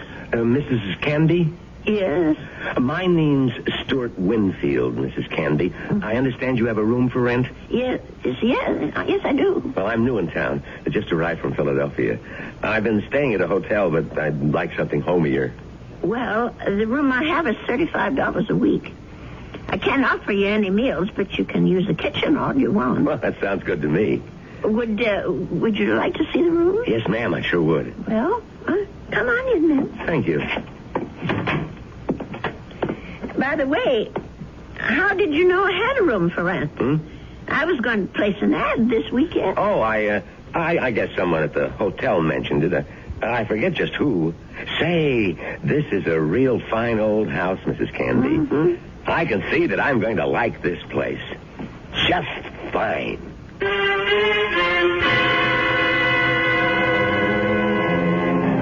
And so Mrs. Canby has a new boarder. He's a very personable young man with a great deal more charm than old Mr. Paulson had. Perhaps in a little while, Mrs. Canby will be able to forget her former boarder and the shocking confession he made on his deathbed. I'll be back shortly with Act 2. I want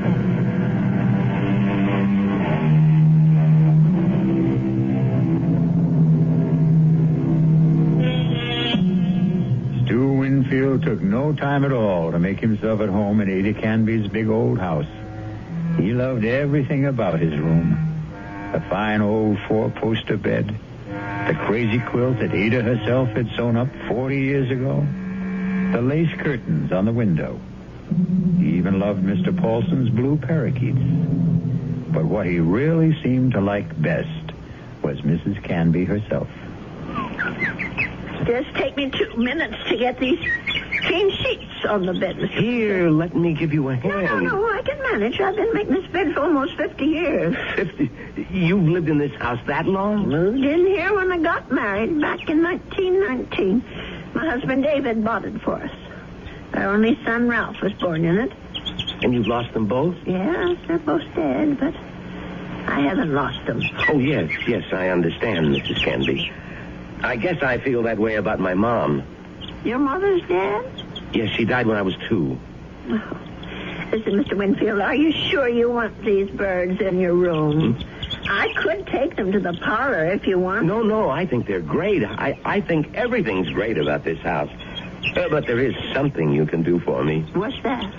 Would you mind not calling me Mr. Winfield? Oh? That's what they call my father. My name's Stuart.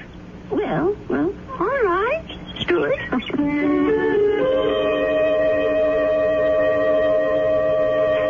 Dear Walter, I think it's about time I told you that I have a boarder in the house. Mr. Winfield is the nicest young man you could want to meet. He's a great deal friendlier than my first gentleman, Mr. Paulson, and he seems to like nothing better than to sit around evenings and talk. We talk about his home and his parents and his plans for the future. I think the poor boy misses his home and family, and I'm sort of a substitute for all that. You know, it isn't really fair, Mrs. Canby.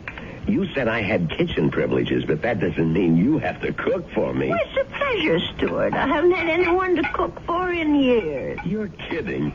You mean to say you cook this good without practice? Oh, you're just being nice. I'm sure that stew is just plain ordinary. It's terrific, no kidding. It tastes like, well, it tastes like home, if you know what I mean. It depends on whose home you mean. Well, my mom cooks stews like this. That's what I meant. Your mom? Well, but she died when you were only 2. Oh, well, I guess I didn't mean my mom exactly. I was thinking of my Aunt Martha. I mean, she's the one who sort of took over the cooking and stuff after my mother died. And my father's sister, you know? I see. Well, that was lucky that you had someone to take her place. Yeah, that's right. Excuse me. My Stuart, you're not coming down with anything, are you? No, I'm fine. Just a little case of the sniffles. Listen, if your room isn't warm enough, I have an extra book. No, the room's just fine. Don't worry about it. Well, you be sure now. I know I felt a little guilty about poor Mr. Paulson when he got sick. Maybe I didn't take good enough care of him. Paulson? Mm-hmm. Was that your former boarder, the bird lover? Yes, that was his name, the poor man. Tell me about him. Well, I don't really know that much about him. He lived here less than 2 months. Well, what sort of a guy was he? Well, very quiet. He kept to himself. Did you say he was from South America? I don't remember if I did or not. Well, you must have said it. Yes, of course. He was American, but he'd been living in Brazil. I don't know why exactly. Although, come to think of it, maybe I do. What do you mean? Well, it just occurred to me that Brazil might be just the place for someone who came into a lot of money and wanted to leave the country. I don't understand. I really think you are getting a cold, Stuart. I'm getting that blanket out this minute. Now, wait, Mrs. Canby. I'd rather hear about... Never mind. I don't want to take any chances. I'll be right back. Yes, Mrs. Canby. Don't take any chances.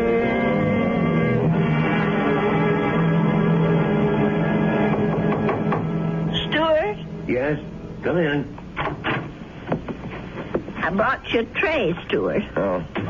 No, you shouldn't have gone to all that trouble, Mrs. Canby. Wasn't the least bit of trouble. Besides, you've got to have some supper. Feed it cold and starve a fever. That's what I mean, I was going to come out to the kitchen and get myself a sandwich or something. You didn't have to bring it to me. Oh, look at that.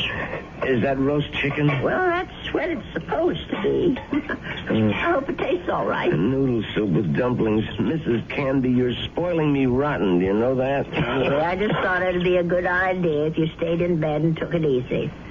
You weren't planning to go out tonight, were you? No, I was just going to stay in and read for a while. Maybe watch television. Oh, that's good. Here, I'll just set this tray down. Oh, the service here is just too good. Oh, we never finished our talk the other day about that boarder of yours, Mr. Paulson. Well, there's not much to say about him, really. Well, you said something about his living in South America. You said you thought you understood why he was living there. Sounded real interesting. Well, the truth is, Stuart, there is something to tell about Mr. Paulson. Maybe you can help me feel better about it all. About what? I'm not going to tell you if you don't eat. All right, Mrs. Canby, I'll eat. Well, it happened just about 3 weeks ago.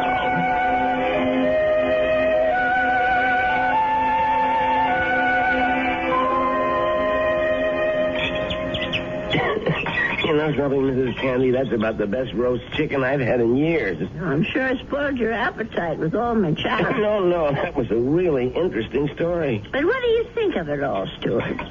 No, the killer is the man who hired Mr. Paulson. Don't you see? Is it right that he should get away with it? Now, wait a minute. You're jumping to conclusions. No, I'm not.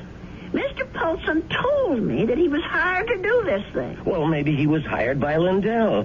Maybe Lindell hired him, and then Paulson got cold feet, and Lindell did the shooting himself. No, I'm sure that isn't true. You see, I read the newspaper article all about it. Well, you really were thorough about this, weren't you, Mrs. Candy? You poor man. That cold's gone to your chest now, hasn't it? No, I'm all right. Stop worrying about me. Let's talk about this other problem of yours. Well, maybe I'm making it more of a problem than it should be. Maybe if I just told the police everything, I could forget it once and for all. No, I really couldn't advise that, Mrs. Candy. Well, it said in the newspaper story that the two men were partners in that investment firm. And Mr. Lindell thought that his partner Richardson was cheating, taking money out of the firm, and that's why he's supposed to have shot him. Wasn't there a witness to the shooting? Why, yes, I think there was. Come to think of it, it was Mr. Shelton. That's right. Well, doesn't that wrap it up for you? Well, it would if it wasn't for Mr. Paulson. Listen, Mrs. Candy, you know how much I like you. Why, in just a few days, you're more like family to me than my Aunt Martha ever was. Well, it's nice of you to say, Stuart. And that's why I want you to listen to me about this. That's why I want you to forget about this whole foolish thing. And listen to you. You sound awful, Stuart. Just terrible. No, I'm all right. No, you're not all right. I'm going to get you some cough medicine right this minute.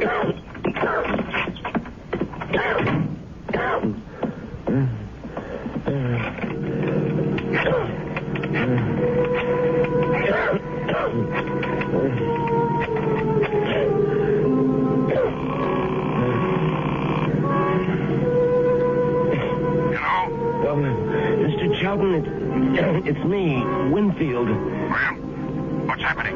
I think I better stick around for a few more days, Mr. Chelton. The old lady's beginning to get fidgety, if you know what I mean.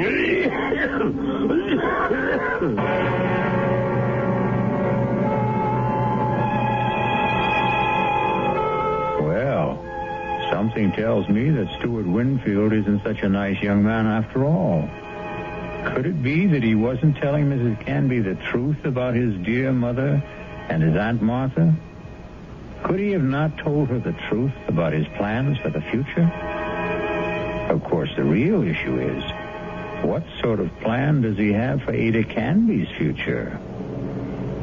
I'll be back shortly with Act 3. If you want to...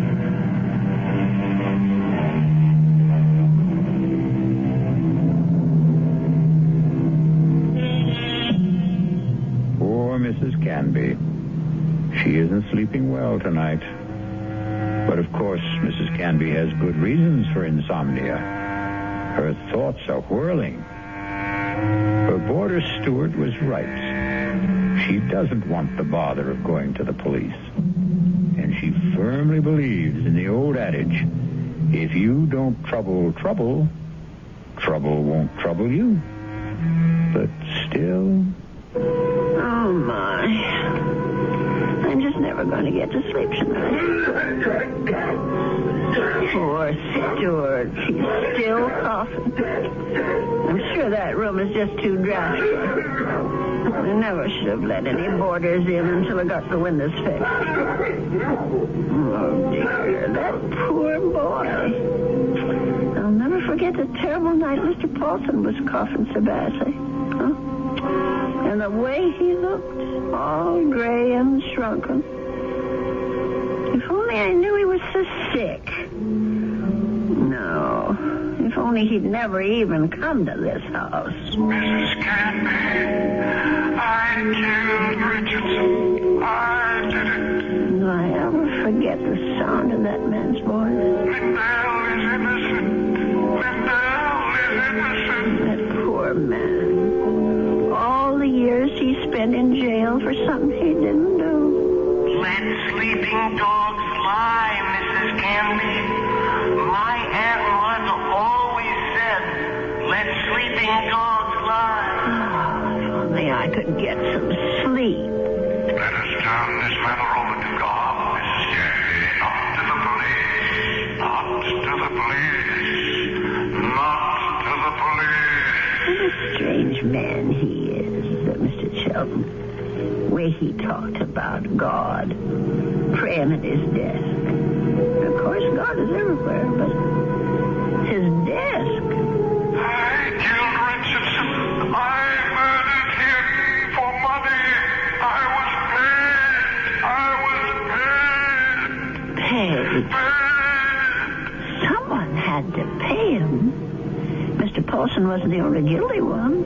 Someone else was, too. Forget. Oh, dear Lord. Mr. Shelton.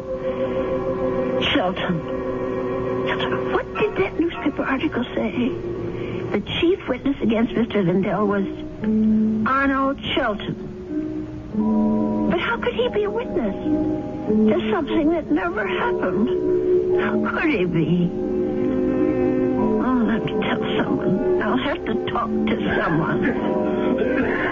Yes, I'll tell Stuart about it. In the morning.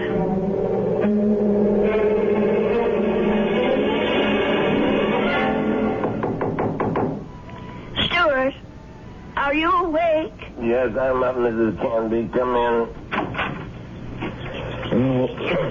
Oh, no.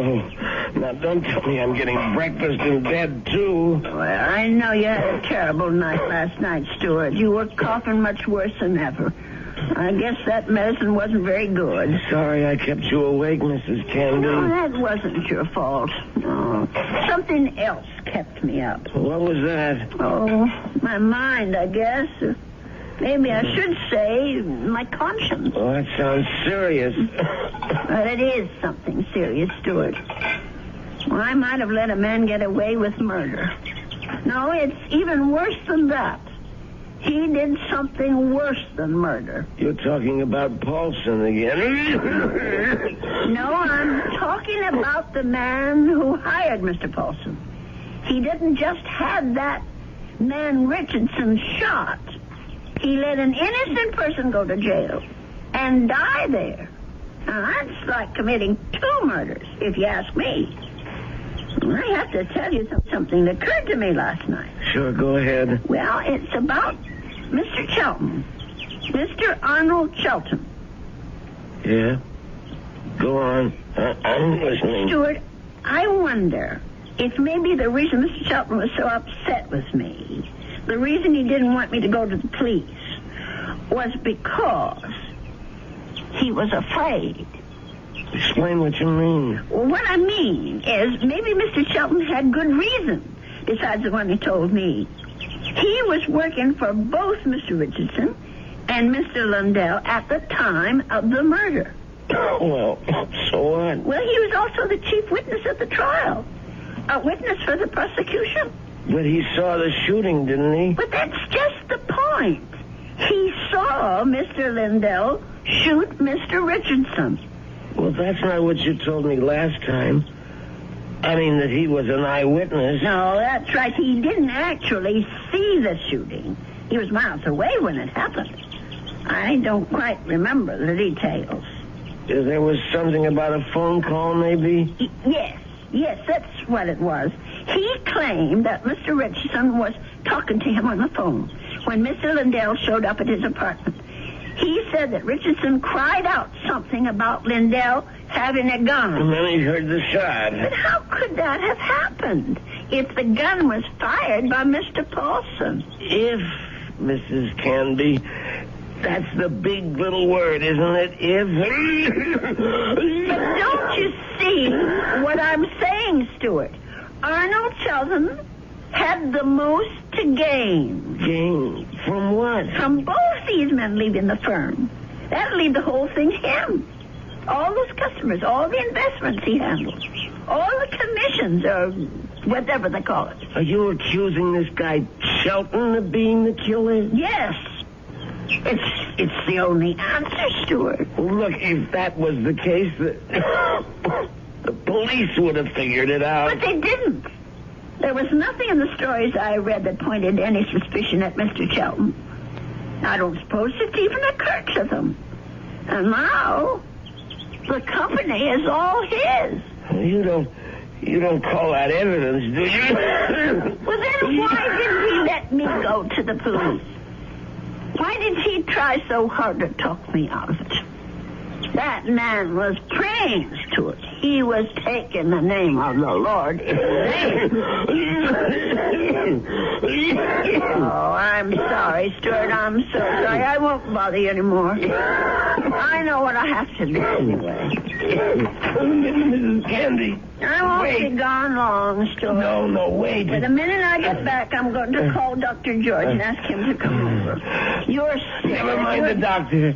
You're calling the police. No, I won't call them. You're right. I don't want them tracking mud in my parlor. I'm going down to the station house and talk to them.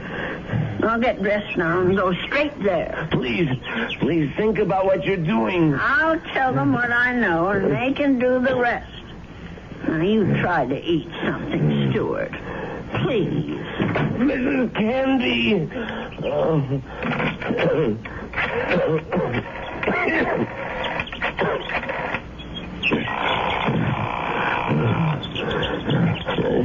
Sheldon? What is this, Winfield? I told you not to call me at the office. It's an emergency. You sound terrible. What's the matter with you? I'm sick. Only you're going to be a lot sicker. What are you talking about? The old lady. I can't stop her. She's decided to talk. What? She figured it out. Figured out exactly what you did, Sheldon, and how you did it. You fool. You've got to stop her. Do you hear me? That wasn't part of the deal, Sheldon. It's all of the deal now. The price didn't include anything like that. The price just doubled. Old ladies are always having accidents. Make her have one. Make her have one now, Winfield. All right. She's gonna have a fall down the cellar steps. Right now. I gotta get my robe on and my slippers. I gotta hurry.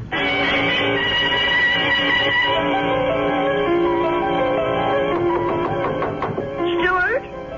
Is that you? Open up, Mrs. Canby. Stuart Winfield, what are you doing out of bed? Now, you go right back there this second. I gotta talk to you, Mrs. Canby, before you go to the police. Just listen to you. You're all winded. You can hardly talk, Stuart. Now, go back to bed before you catch pneumonia, too. Now, don't go, Mrs. Canby. It would be better if you never went to the police. Better for you. Better for me. For you? I don't understand. Well, then I wouldn't have to hurt you, Mrs. Canby. That's what I mean. I wouldn't have to do anything bad to you. Stuart, what in the world are you talking about? Come on, old lady. Stuart! You're smart, all right. You really think things through. So now think a little harder. You knew? Stuart, you knew about Mr. Paulson. That's right. That's how you knew my room was so red, because Mr. Shelton told you. Now you're getting there, Mrs. Canby. And that's why you rented it. That's why. Why? You were sent here. Just to watch you, Mrs. Candy. Just to see that you stayed sensible. Mr. Shelton, dear. I was hoping you'd never change your mind about calling the police. I didn't want this part of it. This isn't the part I like. Let me go. Just relax, Mrs. Candy. Just take it easy. Please, Why, you're as light as a feather, Mrs. Candy. Just like my Aunt Martha would have been if I had an Aunt Martha. Please, let me down. Please. We've got a date now, Mrs. Candy. Let me go. Don't put up such a fight, Mrs. Candy. I'm sick, remember? Just shut your eyes. Please, shut your eyes and don't look down. Those stairs. Shut your eyes, old lady. They'll all be over.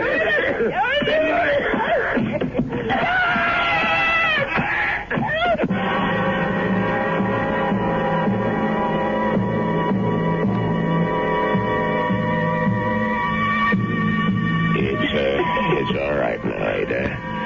Just be glad that it wasn't you at the bottom of those stairs. Will he be all right, Dr. George? Now, what do you want to worry about that man for? Truth is, his injuries don't amount to very much. A couple of broken ribs seem to be the worst of it. But he'll be a patient for some time before they can put him in prison where he belongs. Him and his friend. What was that man's name again? You mean Mr. Chelton? Have they arrested him? Yeah. That's what the police detective said. I don't understand. Stewart's injuries aren't serious. It's not the fall that made Winfield so sick. His case was diagnosed as simple pneumonia at first. And then I remembered about your first boarder. Nelson, was it? No, Folsom. Yes, Folsom. But he had pneumonia, too. He died of it. Oh, is pneumonia contagious? Yes, it is, but this disease was even more contagious. It's a pneumonia caused by a disease called psittacosis, better known as parrot fever. You get it from sick birds, like the parakeets in your spare room. Oh, no. Mr. Paulson's bird. Sorry, Ada, but they had to be taken out and destroyed. Oh, what a shame. There's one reason I feel sorry for them. They saved your life. Made Mr. Winfield too weak even to throw a little old lady down a flight of steps. Those poor little creatures. Yeah, but you can be grateful they didn't make you sick, too. Parrot fever is so contagious that no more than one person in 1,000 could be exposed to it and escape infection. It was pretty darn close to a miracle, Ada. They're hard to kill, Doctor. Remember? The old ones are hard to kill.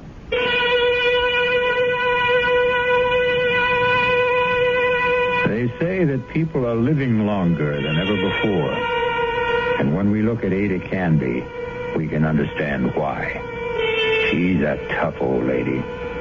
So tough she could withstand the threats of man, beasts, and bird.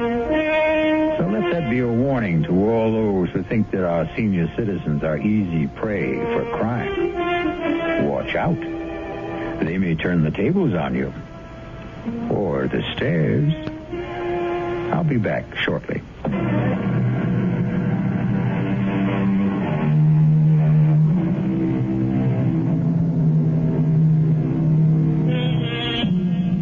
We have one final comment for you on behalf of Ada Canby and old people everywhere. There's a saying, there's no fool like an old fool. But it's also true that there's no wisdom and strength like old wisdom and strength. There. Does that make you feel better about your next birthday? Our cast included Agnes Moorehead, Leon Janney, and Roger DeKoven. The entire production was under the direction of Hyman Brown. This is E.G. Marshall inviting you to return to our Mystery Theater for another adventure in the macabre. Until next time, pleasant dreams.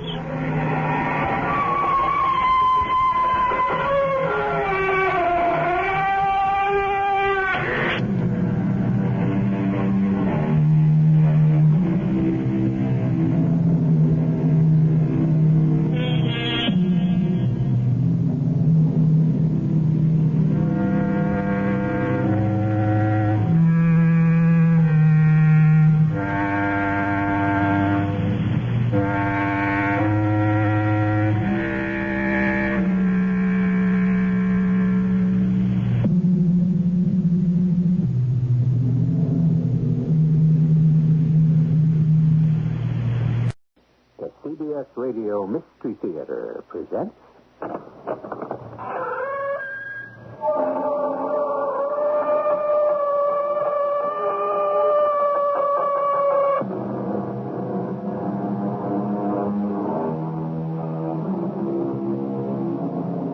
Come in. Welcome. I'm E.G. Marshall. What a fragile species mankind really is. We're not nearly so swift or agile as many of our lesser cousins, and consider our vulnerability to shifts in the temperature. On a spectrum that ranges from 12,000 degrees, the temperature of the sun, to the bitter, chilling void of outer space, we can survive unaided only in a microscopic span of less than 70 degrees. There goes the sun. Surely now, we will freeze to death. We can't get back to our radio. Our escape has been cut off. The only person who knows we are here on this glacier would rather see us dead than alive.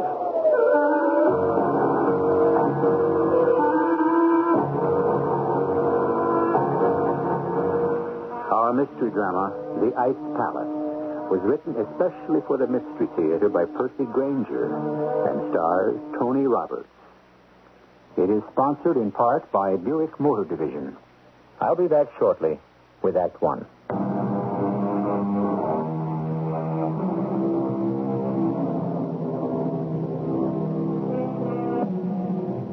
The Arctic regions are a permanent reminder of one of the most dramatic periods in the Earth's history, the Ice Age. Some scientists claim the Earth is cooling down and another ice age is on the way. Others say the Earth is still warming up, and if the trend continues, the vast ice caps will begin to melt. Either way, the polar regions are under constant and careful scrutiny. For locked deep within their massive glaciers could be the key to the future of the world. We're aboard a Canadian naval ice cutter north of the Arctic Circle. What's the time, Win? 0900, Captain. We're right on schedule. But as soon as we round that point up ahead, there's only 10 more miles of ice left between us and open water. Oh, thank goodness. Of all the boring jobs, cutting channels through ice has got to be the worst. You'll be glad to get back to base. You bet. 3 weeks of nothing but ice, snow, and the temperature of 40 below. Oh, but I belong up in the air. Well, you know that, Joe. I just don't know why the colonel sent me on this routine mission. My eyes are better now. I should be flying. Well, 10 more miles of ice, and then we can head for home. Signal the pilot to start bringing her about. We're almost to the point. Aye, aye, Captain.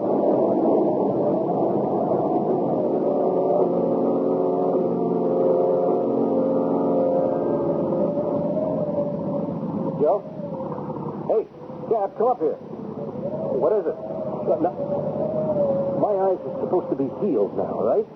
Didn't I have them tested just before we left base? Yeah. So what's the problem? You tell me.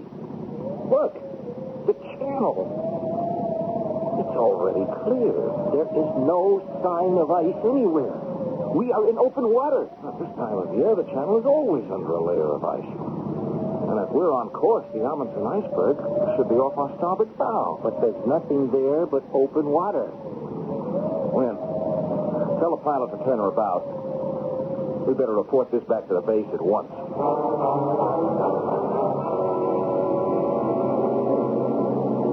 And that's it, Colonel. We rounded Victoria Point, and there was nothing but open water as far as the eye could see. Joe, you know the ice flows up there never break up, not even during the summer months. You sure you didn't see anything, not even chunks of free-floating ice? No, not a thing, Colonel. Well, that doesn't make sense. We had a spotter plane over that area not 2 days ago, and they reported everything was normal. They saw the Amundsen iceberg, too? Yes. So something caused those waters to heat up to the point where it broke up a massive ice field. What kind of a force could melt that much ice? We don't know for sure that it did. What do you mean? Oh, the ice in the channel, perhaps. But the Amundsen iceberg was 20 miles long, Colonel. Nothing could cause something that big to completely disappear. You think it may only have broken up or shifted? Well, I think we have to consider that a possibility. And the current in the Victoria Channel flows southwest, right into the main shipping lanes to the north slopes of Alaska. Yeah, that's true, Joe. There are super tankers and supply ships moving through that area constantly. At this very minute, there could be ice floating directly towards them. We've got to get a scout plane up at once. I'll call their wing and have them... Colonel, please, with your permission, I'd like to go up. You in? You haven't flown in over a year. My sight's back to normal now, and the doc gave me a clean slate. Yeah, but I don't know. It's not that I don't get along with Captain Gates here. I do. But I'm a pilot, Colonel. I don't belong on the ship. Okay, Wynn. Thank you, sir. I hope I made the right decision, Joe. Oh, I think you did, sir. Before that car accident, there wasn't a better pilot in the wing. That's right, before the accident. He'll be fine. He'll be fine. He just needs to get his confidence back. Well, I hope you're right. Yes, who is it?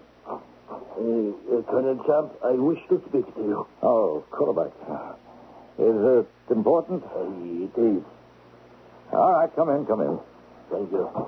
Joe, this is Kullback. He's the headman on the Eskimo village down the peninsula. I'm afraid I have a serious problem which belongs at your feet, Captain. If you will please look out your window. Oh, well, congratulations. Looks like you and your people have made a record seal kill this year. No, we have not brought these seals to your gates for your admiration, Colonel. We did not kill them. Well, then who did? That is what I must find out from you. This morning, they were found washed up on the beach. Well, why can't you just store them like you always do? No, that would not be safe. Why not? Because we cannot be certain how they died. Excuse me, Colonel. Kullback, did you say these seals had been washed ashore? Yes. But how can you be sure they died at sea? How do you know they weren't already on the beach? Because we have seen other seals still in the water, floating with their bellies up. Colonel, with your permission, I'd like to go out with Kullback and examine those animals. Joe, we've got a far more serious situation But on our it's hands. just possible, sir, that there may be a connection between the disappearance of that glacier and the fate of those seals. I think we'd better find out how they died.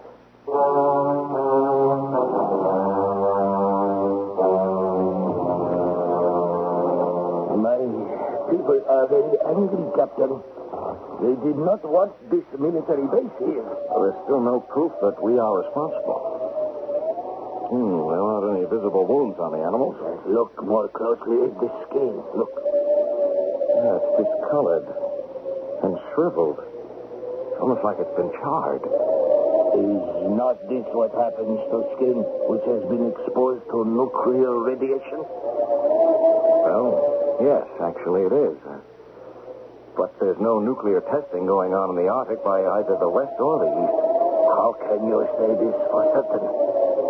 Well, any nuclear explosions would have registered on our monitoring equipment. But is not the whole point for each side to try to think up weapons which will escape detection? Look, we'll run tests on one of the seals. If our government is in any way responsible, believe me, we'll make it up to you.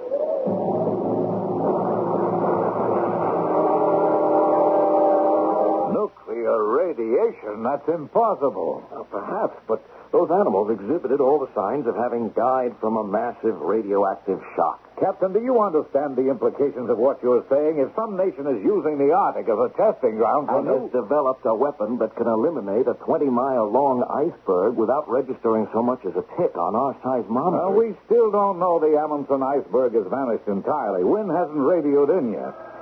Oh, wait a minute. Colonel Champ speaking. Yes? You sure of that? Well, thanks very much. Now, that was the lab. They've completed the autopsy in one of those seals. There was no sign of radiation sickness. None at all? Well, what did they die of? Simple heat prostration. Heat prostration?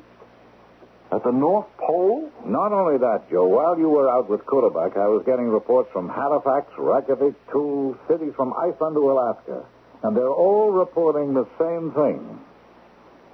A rise in the level of the ocean. What? How much? Oh, it's still very slight, but it's enough to be measured. You know, Joe, the conclusion seems inescapable. Somehow, some way, something is causing the polar ice cap to warm up. But this rapidly? That goes against all scientific prediction. Mm-hmm. And how can it be selective? I mean, why the Amundsen iceberg, but not our outpost here? Colonel Chan speaking. Oh, yes, good. I'll switch him on in here. Wynn is on the horn. Maybe now we'll find out something. Hello, Wynn? This is Colonel Champ. Do you read me? I read you loud and clear, Colonel. What can you see from up there? Nothing at all. There's no trace of the Amundsen Glacier anywhere. What? Are you positive? Yes, sir. I've crisscrossed this whole area, Colonel. What altitude were you flying at? Well, I've been down as close as 50 feet. I can't find so much as an ice cube. Oh, that's not possible. Colonel Champ. Yes, Wynn, what is it? I've spotted ice. But you're not going to believe this. Believe what? The ice. What? What? Believe what? Hello, Wynn. Wynn? The radio's gone dead. I've lost contact. Hello, Wynn. Yes? Yes, I know the radio's dead. Put me through to the radar room. Tell you, if anything's happened to Wynn, Hello, radar? That's the plane we sent up. What's its location? Are you sure it isn't a malfunction? Yeah. Okay. Okay, if anything happens, let me know. They lost him on the radar screen as well? At the same time, the radio went dead. He's vanished. Just vanished.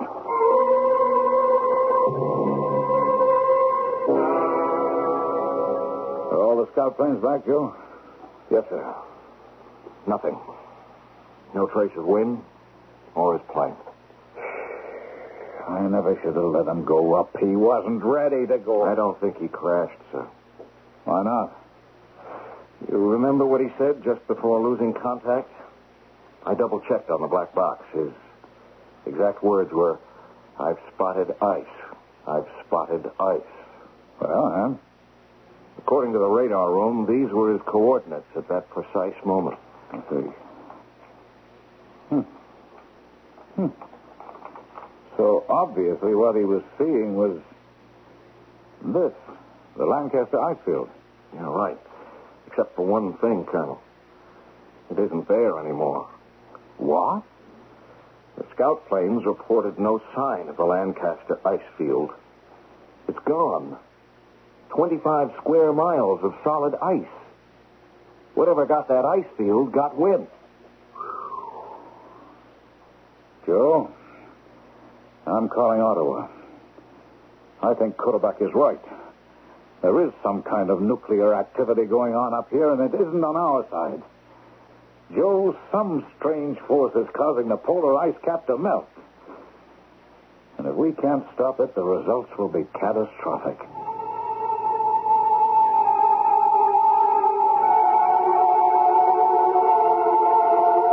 Ice, we might say, is an extreme form of water. And extremes, Aristotle tells us, are to be avoided on principle. What would happen should all the ice on Earth vanish. Well, we know that's not possible. Nothing just vanishes. And in the case of ice, it would change into water. A great deal of water. I shall return shortly with Act 2.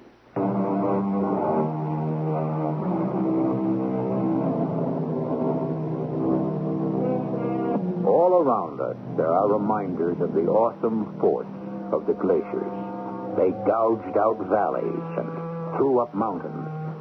But when we consider the fact that the amount of water contained in the ice sheets at either end of the Earth is enough to flood most of the world's landmass, perhaps the most awesome thing ice can do is melt. Joe, my orders from Ottawa are very clear. We're the only military post in this area. It's up to us to find out what's going on. I want to know what happened to Wind. I know, he was your friend, Joe, but The radar room said they lost contact instantaneously, as if he was obliterated. If there's only one thing that can do that, some kind of missile. the radar room picked up no other signals. How could a missile destroy a plane and escape all detection? Colonel Champ speaking. Yes? Oh, I see. No, please keep me informed. Thank you. Well, that was Repulse Bay. They just reported another rise in the level of the ocean. If this keeps up, the entire Earth will be flooded. Pieces just don't fit. If some natural phenomenon is causing the Earth to heat up, how does that explain wind's disappearance? Or if it's some kind of nuclear activity, why isn't it registering on our monitors? That leaves only two possibilities. Either someone has developed an incredibly sophisticated weapon which our equipment can't detect, or we are face to face with some force we know nothing about. What? You mean supernatural? That or some force from beyond our planet. Huh? Oh, come in. Forgive my coming to you twice with the same problem. But my people wish to know what you will do to replace the seals that have been killed. Don't you have any food stored away you can draw on? Ordinarily, yes. We are very provident in these matters. But our caches have been vandalized. Well, you're not going to blame us for that, too, are you? No, I know who the guilty party is. And at the right moment, I will expose him. Is it someone from our base? No. His name is Samek. You do not need to interfere. We will take care of this in our own way. All right, Quarterback. I'll speak to the quartermaster about issuing rations to the village. Thank you. Just a minute. Quarterback, why is one man robbing the meat deposits of the entire village? Because he is lazy and good for nothing. Well, what happened to it? I mean, he can't eat it all himself. He sells it. To whom?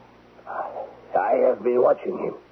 I have seen him load up the meat and go off up the northern channel. In my younger days, I could have followed him in my kayak. But now, a motor is too much for me. And when he returns, his boat is lighter than before. Joe, we have an urgent situation facing us. Colonel, there are no settlements up the northern channel. It's frozen wilderness all the way to the pole. I'd be very interested to know just who Samek's customers are.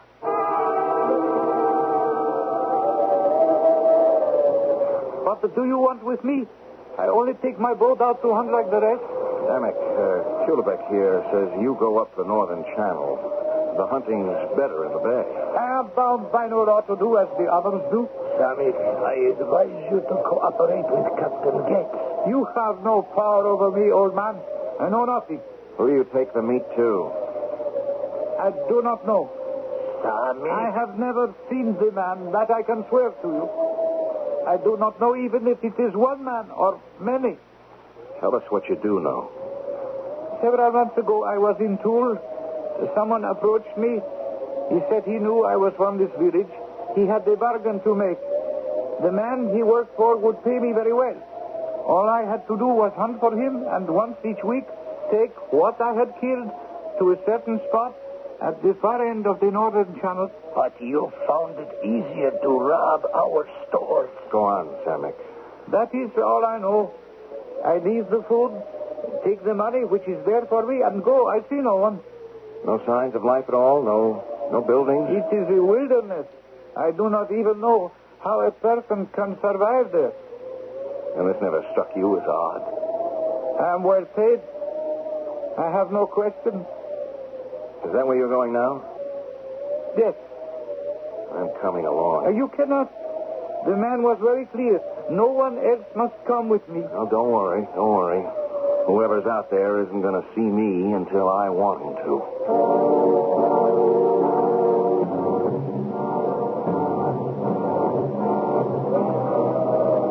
How could anything survive in such a bleak wilderness as this? There's nothing but snow and ice. The place where I'm about to leave the food is just around the next bend. All right. Pull up alongside this glacier here. Now, we'll get out here and set up camp at the top of the glacier overlooking the drop point. You would be safe, do you think? We'll establish radio contact with the base, and then it's just a matter of watching and waiting.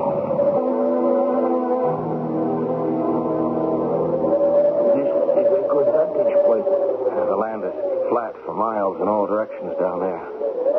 Whoever comes for those supplies can't help but be seen. I do not like the look of the sky, though. If a blizzard should come, our view will be blinded. Oh, Samek is leaving now. Look, he's waving to us. I have an uneasy feeling about him. He's the only one who knows where we are. You think we can trust him? It is strange, is it not? We meet only this morning, you and I. Now, here we are alone and not knowing what it is we face. Sometimes trust is unavoidable. Yes, you're right. I don't like this wind. It's coming from a bad direction. We must get the tent up at once.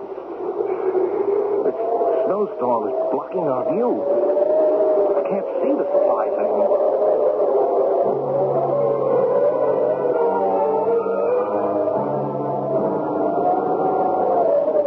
My eyes are getting too old. What can you see? Supplies are gone. Someone must have come during the storm and taken them. Come on. Let's go down there. I am not sure that is a wise idea. Why not? I mean, maybe they left a clue which way they went. I am beginning to think we are dealing with extraordinary people. No one should be able to find his way in a storm such as just passed. Even the most experienced hunter would have to stop or run the most certain risk of becoming lost. Oh, don't worry about it, Kulak. I've got a gun. But what if arms will not work against such people as we are after?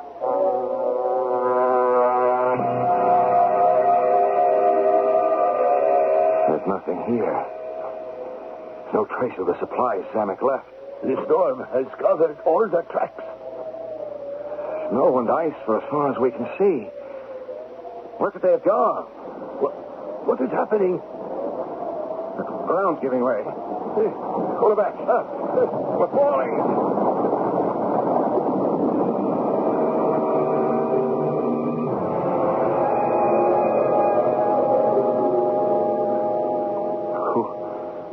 Back? Oh, you're still alive.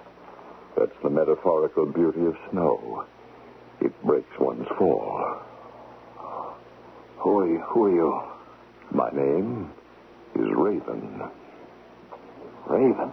In the mythology of the northern peoples, the raven is considered a bird which can survive anywhere. It's also credited with the creation of the world. Where am I? You are in my fortress, the Ice Palace. Last thing I remember is us falling. Of course. Underground. That's how you've escaped detection. Stand up, and I will show you around. Children dream of building snow castles. and of defending them against the world. I have made that dream a reality. But I've added, as you will see momentarily, certain refinements. Passages everywhere. It's like a maze. And everything is so white. It's blinding. The entire palace is simply hollowed out of the snow and ice. Small holes in the ceilings allow for ventilation and carry off the excess heat to prevent the palace from melting. The same principle as the igloo, actually, except, as you can see, my palace is somewhat larger. And, is it you who's responsible for everything that's been happening? If you are referring to the abrupt disappearance of one or two rather large bodies of ice, yes. How?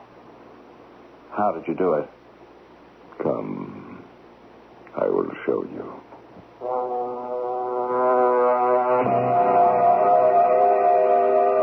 You see before you the work of a lifetime. That just looks like a telescope. How could this melt an iceberg 20 miles long? It cannot. Oh, then... What you are looking at is a machine which, working on a laser principle, has the capacity to do nothing less than neutralize the Earth's protective magnetic field. Do you follow me? I'm not sure. The sun bombards us daily with ultraviolet rays of such intensity they would burn our planet to a crisp were it not for the ozone in the stratosphere. Under normal conditions, ozone is produced continuously by the action of solar ultraviolet radiation on the oxygen in the air. This machine arrests that process. You mean it just opens holes in the atmosphere and lets deadly ultraviolet radiation pass through undiluted? Precisely. The rays strike the Earth at temperatures of several 1,000 degrees. So, that's what happened to the Almonson iceberg. Yes. I was testing the width of the hole I could open. 20 miles. But I can also adjust it down to a point with a diameter of no more than 2 inches. And that's what happened to Wynn. He flew right into the line of ultraviolet radiation. And was burned to a crisp. So it was you who killed him. What happened? One of my minor inventions, this small gun, it freezes snow into ice. You tried to hit me. I simply fired it at your feet, and you lost your balance. Why, gods, control this man of temper. You see, I am not entirely alone. What's the purpose of all this? What you have witnessed were the final tests of my machine. I've merely been waiting for the sun to move up into the northern hemisphere. Tomorrow I shall begin to systematically melt the polar ice cap. You're mad. We are all mad. But why? Why? Because it's a challenge. Because I don't want others to control my destiny. Because the world needs a good cleansing periodically. Take your pick. Reasons are cheap. I don't deal in reasons. But what is it you want? I make no demands. This is not a petty case of international terrorist extortion. I will not be bought off.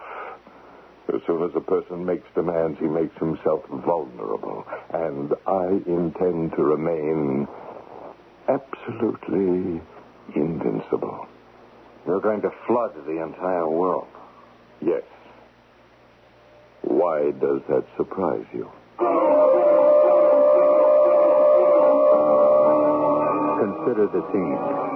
Trillions of tons of water released from frozen bondage in an instant. Tidal waves sweeping southward. Whole buildings toppled by their force. Entire cities drowned without warning. And when it is all over, only those few who, living in the highest mountains, are still alive. We can draw only one conclusion, literally and figuratively. At this moment, the madman Raven is sitting on top of the world. I shall return shortly with our final act.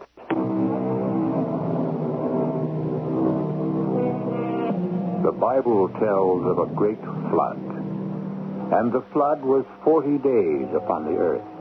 And the waters increased, and the waters prevailed. All in whose nostrils was the breath of life died. This cataclysmic event was intended as a lesson and a warning. But today we tell ourselves it was only a parable. However, ancient texts from the Orient also record an inundation of the earth by water. So then, how improbable is our tale? Have we taken heed of the warning? Do we lead better lives today than we once did? Raven, you can't be mad enough to think you'll actually succeed, can you? On the contrary, Captain Gates. That is precisely why I shall succeed. When the sun rises tomorrow, I will turn on my machine, and I will feel what no man since the great conquerors of the past has felt, the total satisfaction of complete triumph. And you will be right beside me to witness the whole terrible scene.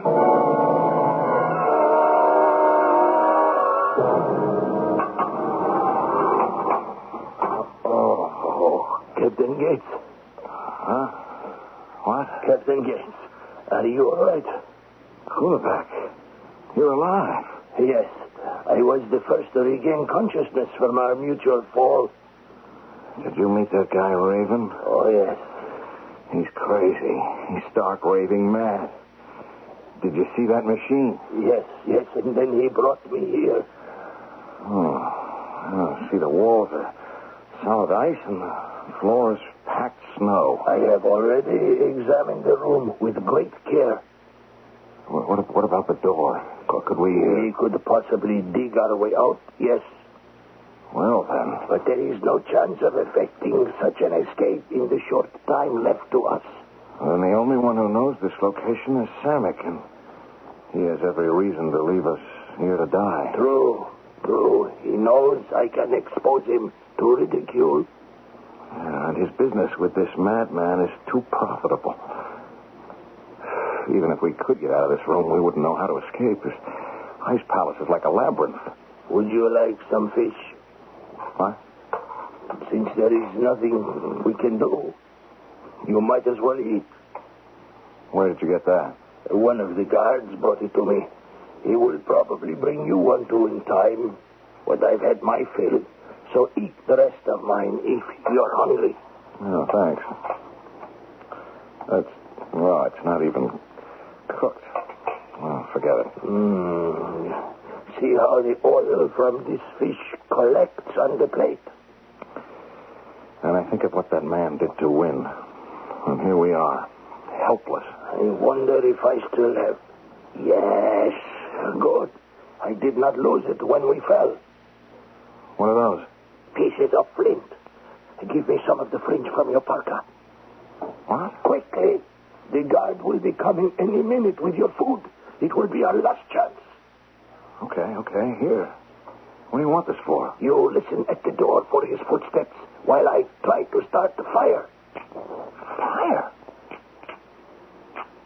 Hey, you're getting sparks. Look. A pile of threads. It's beginning to smolder. Yes. Now, we let it build. Give me some more threads. Here. What can you do with a little fire like that? I mean, it's not enough to melt the walls. Yes, now we take the oil and spread it very carefully on the floor by the door. And now transfer the fire. There. Oh, what now? Now, we let the fire burn itself out. Oh, what good did that do? Here, you see. The melted snow around the door. And so? Which will now, if the guard does not come right away, freeze to ice.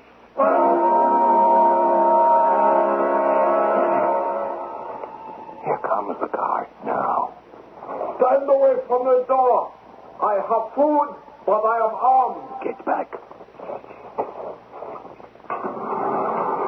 Here is some food for... No! I've got him, Coolerback. Get his gun. Give me the gun, Coolerback. Here. Is anyone else in the passageway? No.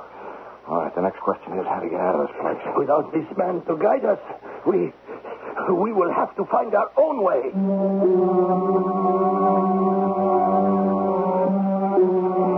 All these passages look the same. We're just going around in circles. That guard's going to come through and give the alarm. Look, here on the ground. Fresh snow in the grooves of these boot prints. Hey, if we follow them, perhaps they will lead us to the way out. There's a stairway. We've made it.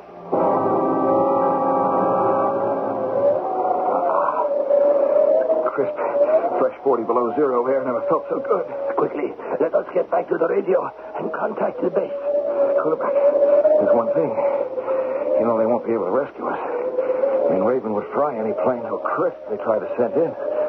All Colonel Champ will be able to do is order down every missile we got and obliterate this entire area. Yes, I understand. It means we must die. So what are we waiting for? This man must be stopped. Let's get to the radio.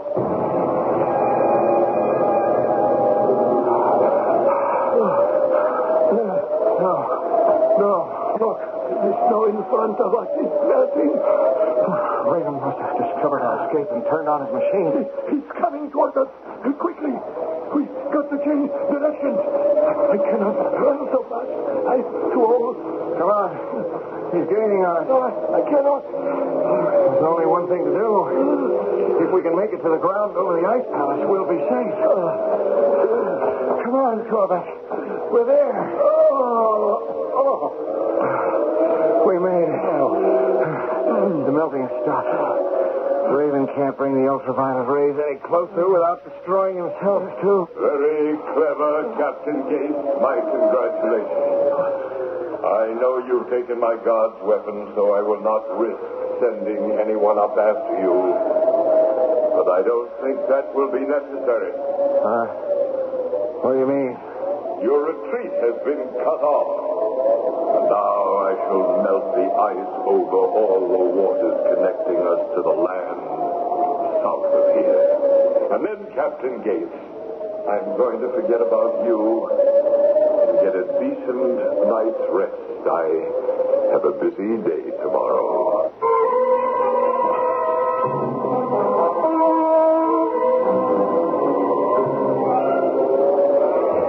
It's getting cold about a minute. I think there will be another blizzard. I'm already losing the feeling in my legs. He says that this is a very peaceful way to go. The numbness creeps towards the heart, and you simply drift off to sleep. At least it is a nice evening to die. You see, the northern lights have come out to dance for us. Oh, that's the northern lights, is it? You know, this is the first time I've ever seen them. You say it is really the ghost dance of the departed warriors.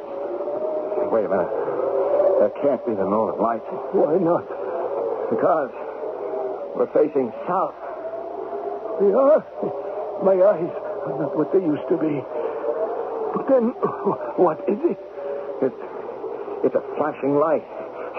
Like someone sending a signal. Can you see you? No. It's too dark, and they're too far away. If only there was some way to get there. There may be. Can you rise? I think so. But how could we get there? Ice falls very quickly up here. It is just possible. It has already begun to reform over the waters where Raven melted it.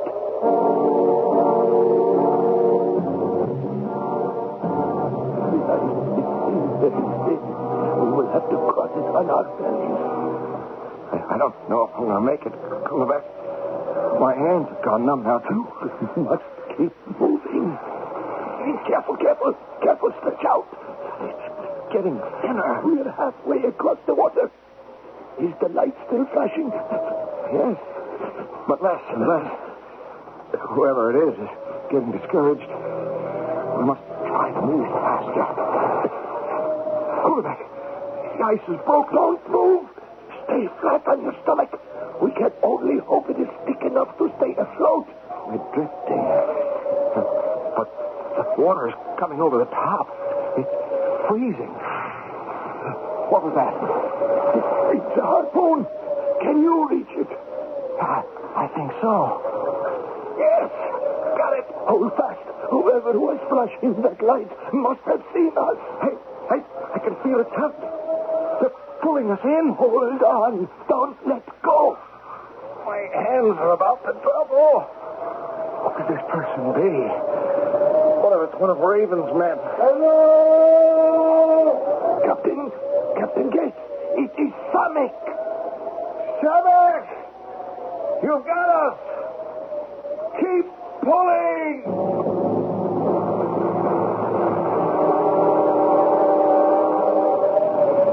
As I was heading back to the village, I began to think, who am I that steal the food of my neighbors to sell to a man I have never seen? You began to ask questions. Yes. And suddenly the money he was paying me did not seem like so much. You know, I will have to tell the others that it was you who raided their cache. It was a temptation to leave you there, Kurabak, and try to keep the truth hidden. But you are a tough old crow, and I knew you would manage to return somehow, so it might as well be in my boat. And that, too, I will tell the others. Almost gone. Samek, how close are we to the base? Look! You can see the lights now.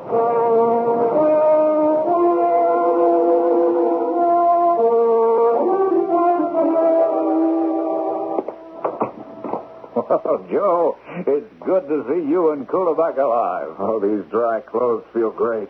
What's happening? Do you know that you two are responsible for a military first?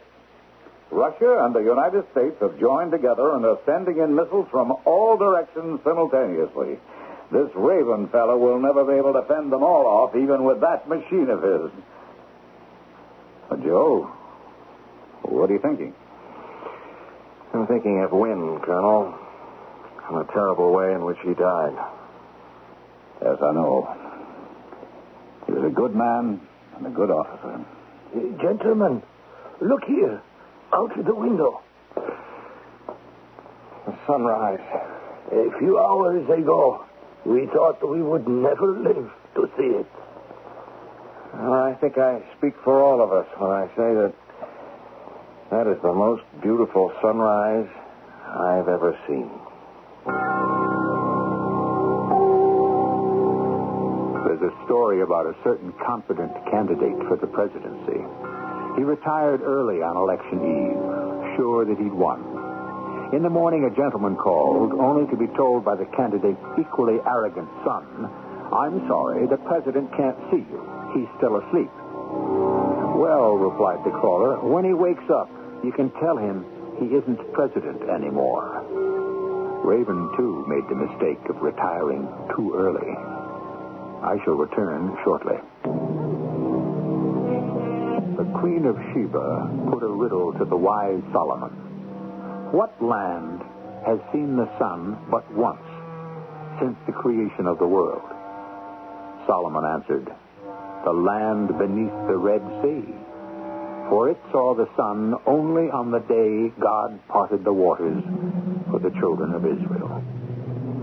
A great deal of land almost saw the sun for the last time in our story today. Our cast included Tony Roberts, Earl Hammond, Arnold Moss, and Ian Martin. The entire production was under the direction of Hyman Brown. This is E.G. Marshall inviting you to return to our Mystery Theater for another adventure in the macabre. Until next time, pleasant dreams.